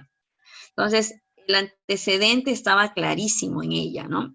Era una chica de unos 20 años, pero la madre había hecho preeclampsia en los 3 embarazos que había tenido. Entonces tenía altísimo ella, ¿no? El riesgo altísimo tenía. Se presentó, ¿no? Entonces ahora la que le han dado es planificación familiar. Tiene que cuidarse por lo menos unos 2 años y el día que ella decida embarazarse, porque es muy joven, tiene que hacer pues un chequeo minucioso, ¿no? Si en todo caso quiera lograr su bebé, ¿no? Entonces, ahí la veo que sí que está planificada, tiene un método de planificación muy seguro, uno de los métodos más seguros que tiene, por lo tanto ella dice pues que va a tener ese método hasta que pase por lo menos unos 2 años y que pueda pues tener su embarazo sin ningún tipo de esta complicación. Entonces sí influye muchísimo cuando la paciente pues refiere los antecedentes por parte de la madre. Bueno, las pruebas, aquí tenemos las pruebas y exámenes que se suelen tomarse a estas pacientes con preeclampsia, ¿no? Solemos encontrar presión arterial por encima de 14,90, ¿no? Ese 90 y esa presión diastólica es la que nos llama muchísimo la atención y el que es muy mala, ¿no? Hinchazón en las manos y la cara, bueno, un edema, aumento de peso, ¿sí? Realmente se tiene que aumentar como máximo 800 o 1 kilo por mes, el paciente aumenta más. Proteínas en la orina, por eso que nos indica a nosotros de que es una paciente preeclampsia. Las enzimas hepáticas más altas que lo normal, ¿no? O sea, está haciendo pues una cetopenia. Conteo de plaquetas bajo nivel, el conteo de plaquetas bajo, eso es lo que me refiero, plaquetopenia. Niveles de creatinina en la sangre mayores que lo normal. Niveles de ácido úrico elevados. Esto es lo que sale en los exámenes, ¿no?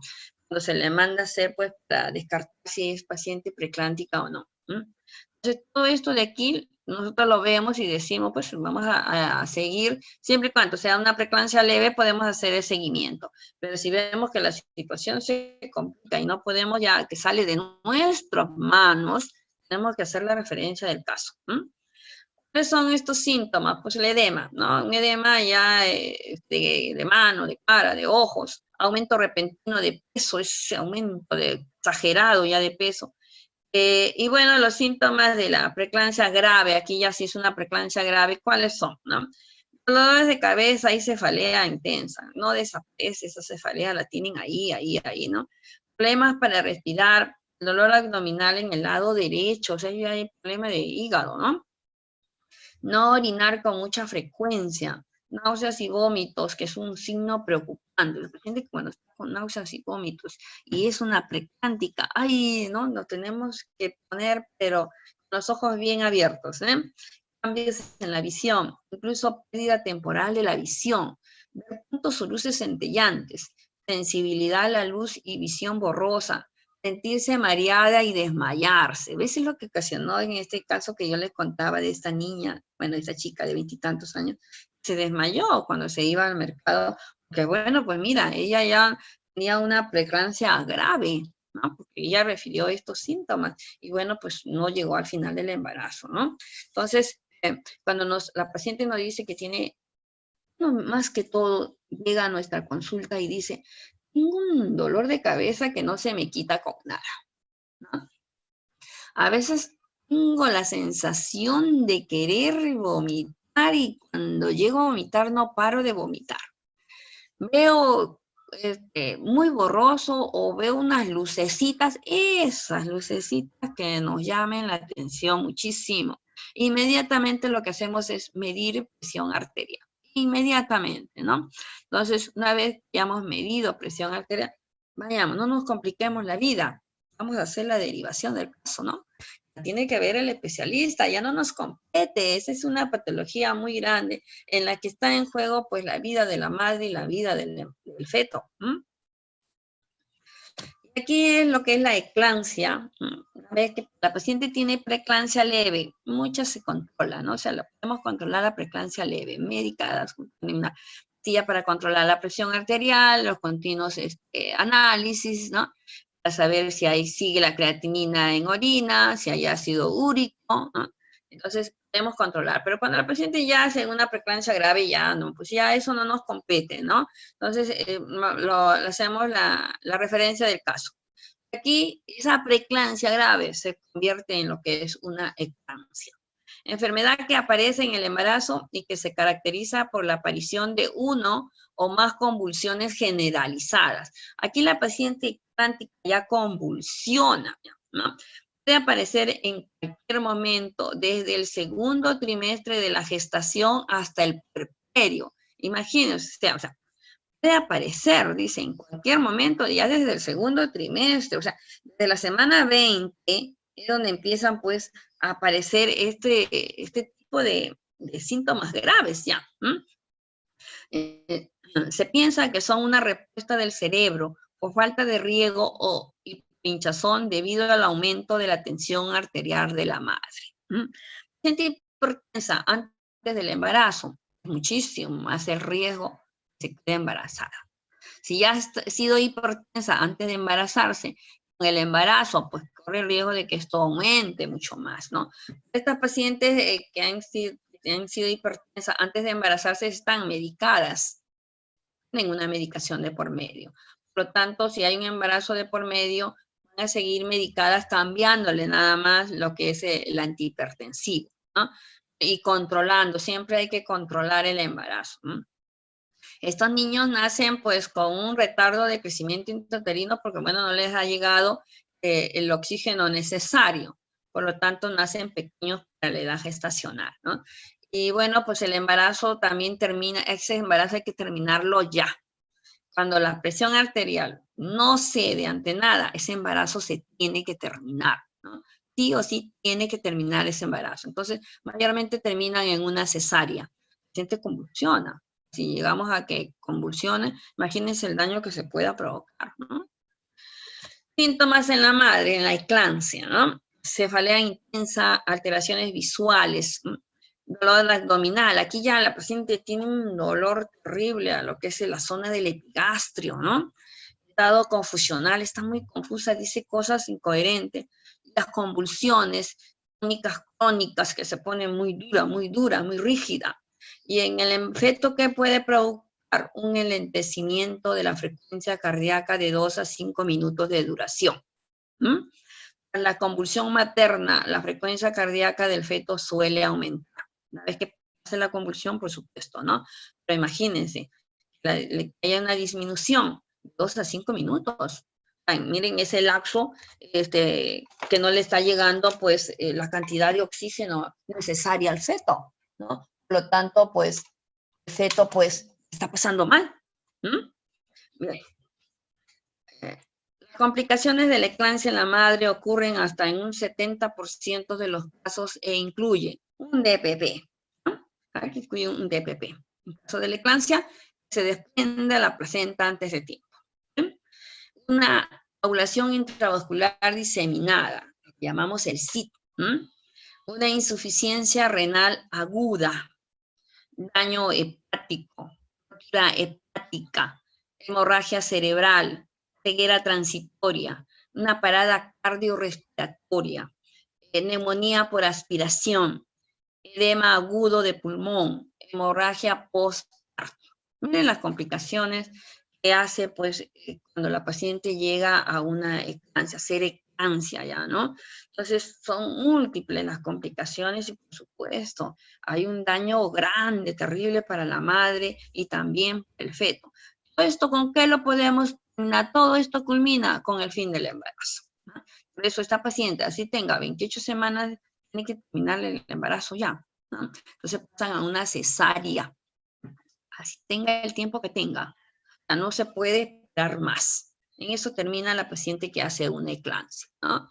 Vemos poco la eclampsia así porque la paciente han sido controlada, o sea, se diagnosticó una preeclampsia, por lo tanto, pues se ha hecho le ha dado el tratamiento indicado y se quedó en preeclampsia leve, ¿no? Y por lo tanto, pues, cuando tiene ya a partir de las 28 semanas de gestación, se hace maduración pulmonar para que ya pase a una cesárea y termine el embarazo. Y aquí hablamos ya de una de las complicaciones también, una de las patologías obstétricas que viene a ser pues lo que es la eritroblastosis fetal. Enfermedad hemolítica del recién nacido, también llamada eritroblastosis fetal, pues mayormente la conocemos como una enfermedad hemolítica, decimos, ¿no? Tiene enfermedad hemolítica, es una enfermedad hemolítica del recién nacido, ¿no? En algunos libros es una eritroblastosis fetal, ¿no? Está hablando de eritrocitos, por eso ahí viene la palabra eritro, ¿no? De blastos viene pues eritrocitos inmaduros, ¿no? Eso viene, de ahí viene esa palabra, ¿no? Eritroblastosis fetal. Es un trastorno sanguíneo en el que una madre produce anticuerpos durante el embarazo que atacan los glóbulos rojos de su propio feto, cuando la madre y el bebé tienen de sangre diferentes, ¿no? Esto ocurre solo cuando la madre tiene RH negativo y el feto tiene RH positivo heredado del padre. Por ejemplo, papá RH negativo, mamá RH positivo. El feto adquiere el RH del padre. Por lo tanto, dentro de lo que es el útero materno, la madre no reconoce ese RH, que es lo contrario de lo que ella tiene. Entonces reacciona, el cuerpo reacciona, eliminando anticuerpos que van contra del feto. Los anticuerpos de la madre atacan y destruyen los glóbulos rojos del feto, o sea, se produce una hemólisis, ¿no? Hay destrucción de glóbulos rojos y esto da por resultado que se vuelve el feto anémico, que le está destruyendo los glóbulos rojos porque esos anticuerpos de la madre, ¿no? No reconocen que es realmente su tipo de sangre, no le reconoce como su tipo de sangre.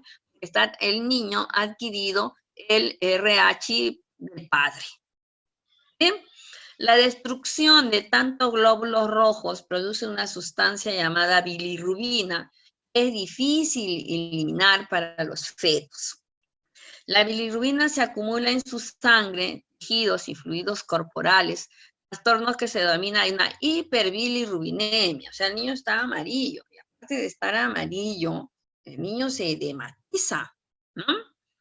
En casos severos, la bilirrubina puede acumularse en el cerebro y provocar una enfermedad neurológica grave que se llama kernitis. En casos extremos, cuando la cantidad de glóbulos rojos eliminadas es muy alta, puede causar la muerte del feto.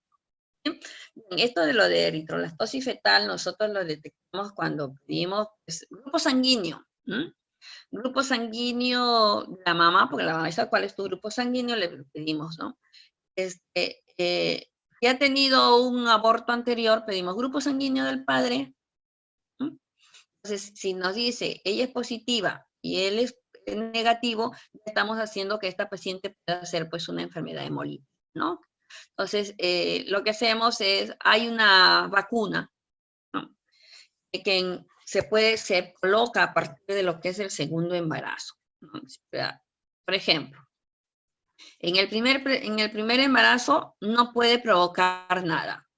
No provoca nada porque todavía no ha habido una liberación de anticuerpos y tampoco ha habido un fluido de sangre extremo. ¿Sí? Al menos que la paciente haya tenido un aborto. llega a la consulta y dice, bueno, pues número de embarazos, ¿no? Lo que le solemos preguntar, número de embarazos. Y la paciente suele decir, pues bueno, he tenido un embarazo, una pérdida anterior, o sea, un aborto. Este sería su segundo embarazo. Por lo tanto, corre el riesgo de hacer enfermedad hemolítica porque va a ser una incompatibilidad sanguínea, hay una incompatibilidad. Ella es positiva y el niño es negativo. Por lo tanto, va a haber una liberación de anticuerpos que va a atacar a los glóbulos rojos del recién nacido y va a hacer porque se provoque una hiperbilirrubinemia. O sea, como hay destrucción, ese hemólisis, esa destrucción de glóbulos rojos se convierten en lo que es la bilirrubina. Y hay pues muchísimo. Por lo tanto, hay una hiperbilirrubinemia que le hace muchísimo daño al feto. Y bueno, pues existen las vacunas, ¿no? Que se les pone a estas mujeres cuando tienen este tipo de enfermedad hemolítica, ¿no?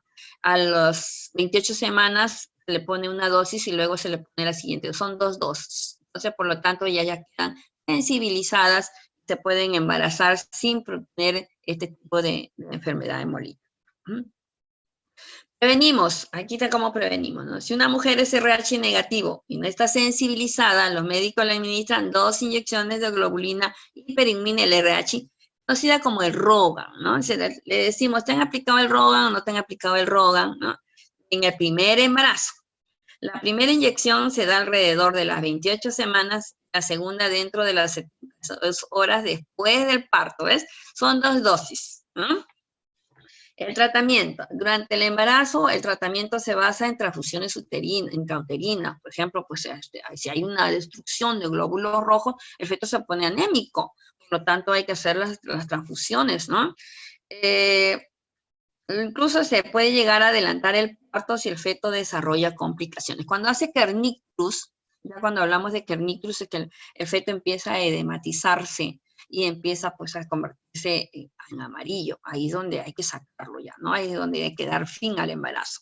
La transfusión está indicada si el feto es menor de 32 semanas y el hematocrito es menor de 30%, y seguirá siendo necesaria cada 4 semanas hasta que el bebé nazca, ¿no? O sea, que existe solución para lo que es la enfermedad hemolítica, sí. En este caso, pues cuando es menor de 32 semanas, el hematocrito, o sea, hablando de hematocrito, ¿no? El hematocrito, ¿cómo se saca? Se multiplica por 3 la hemoglobina, nada más, ¿no? Ejemplo, ¿no? Si tengo 10 de hemoglobina, lo multiplico por 3 y me va a salir 30 de hematocrito. En este caso, pues el niño suele tener un hematocrito menos del 30%, está indicando que está con anemia, ¿no? Entonces, le tienen que hacer pues la transfusión indicada para poderle ayudar, ¿no? Ayudar en algo y que no siga bajando y no siga anémico este feto. Bien, pues eso es lo relacionado a lo que es patologías obstétricas, ¿no? Es uno de los temas en el que tenemos que tener pues, dominio de ella para poder dar solución a todas estas patologías que se suelen presentar en nuestro campo, ¿no? Tanto en todos los servicios que podamos nosotros dar, tenemos que estar al tanto de todas ellas, de todas las enfermedades, de todas las patologías que se suelen presentar. Entonces, podemos actuar rápidamente, podemos ayudar a las pacientes a que salgan de ello fácilmente sin que se perjudique su feto, ¿no? Y podemos salvar también muchísimas vidas si sabemos diagnosticar tempranamente. Si también hacemos los diagnósticos correspondientes tempranamente. Y sabemos realmente leer, ¿no? Lo que son los resultados de los análisis para poder, si no sabemos leer los resultados de los análisis, no vamos a poder dar tratamiento y tampoco vamos a poder hacer la referencia del caso, ¿no? Entonces, esto ha sido el tema de hoy, ¿no? Lo hemos venido hablando desde el día miércoles, no, perdón, el día jueves, más súper interesante en los que los obstetras pues estamos en la obligación de conocer para poder actuar bien en beneficio de la madre y del feto. Muchísimas gracias por su atención. Pues, nos estaremos viendo en otra oportunidad, si así lo quiere la vida, ¿no? Cuídense mucho, muchas gracias y buenas tardes.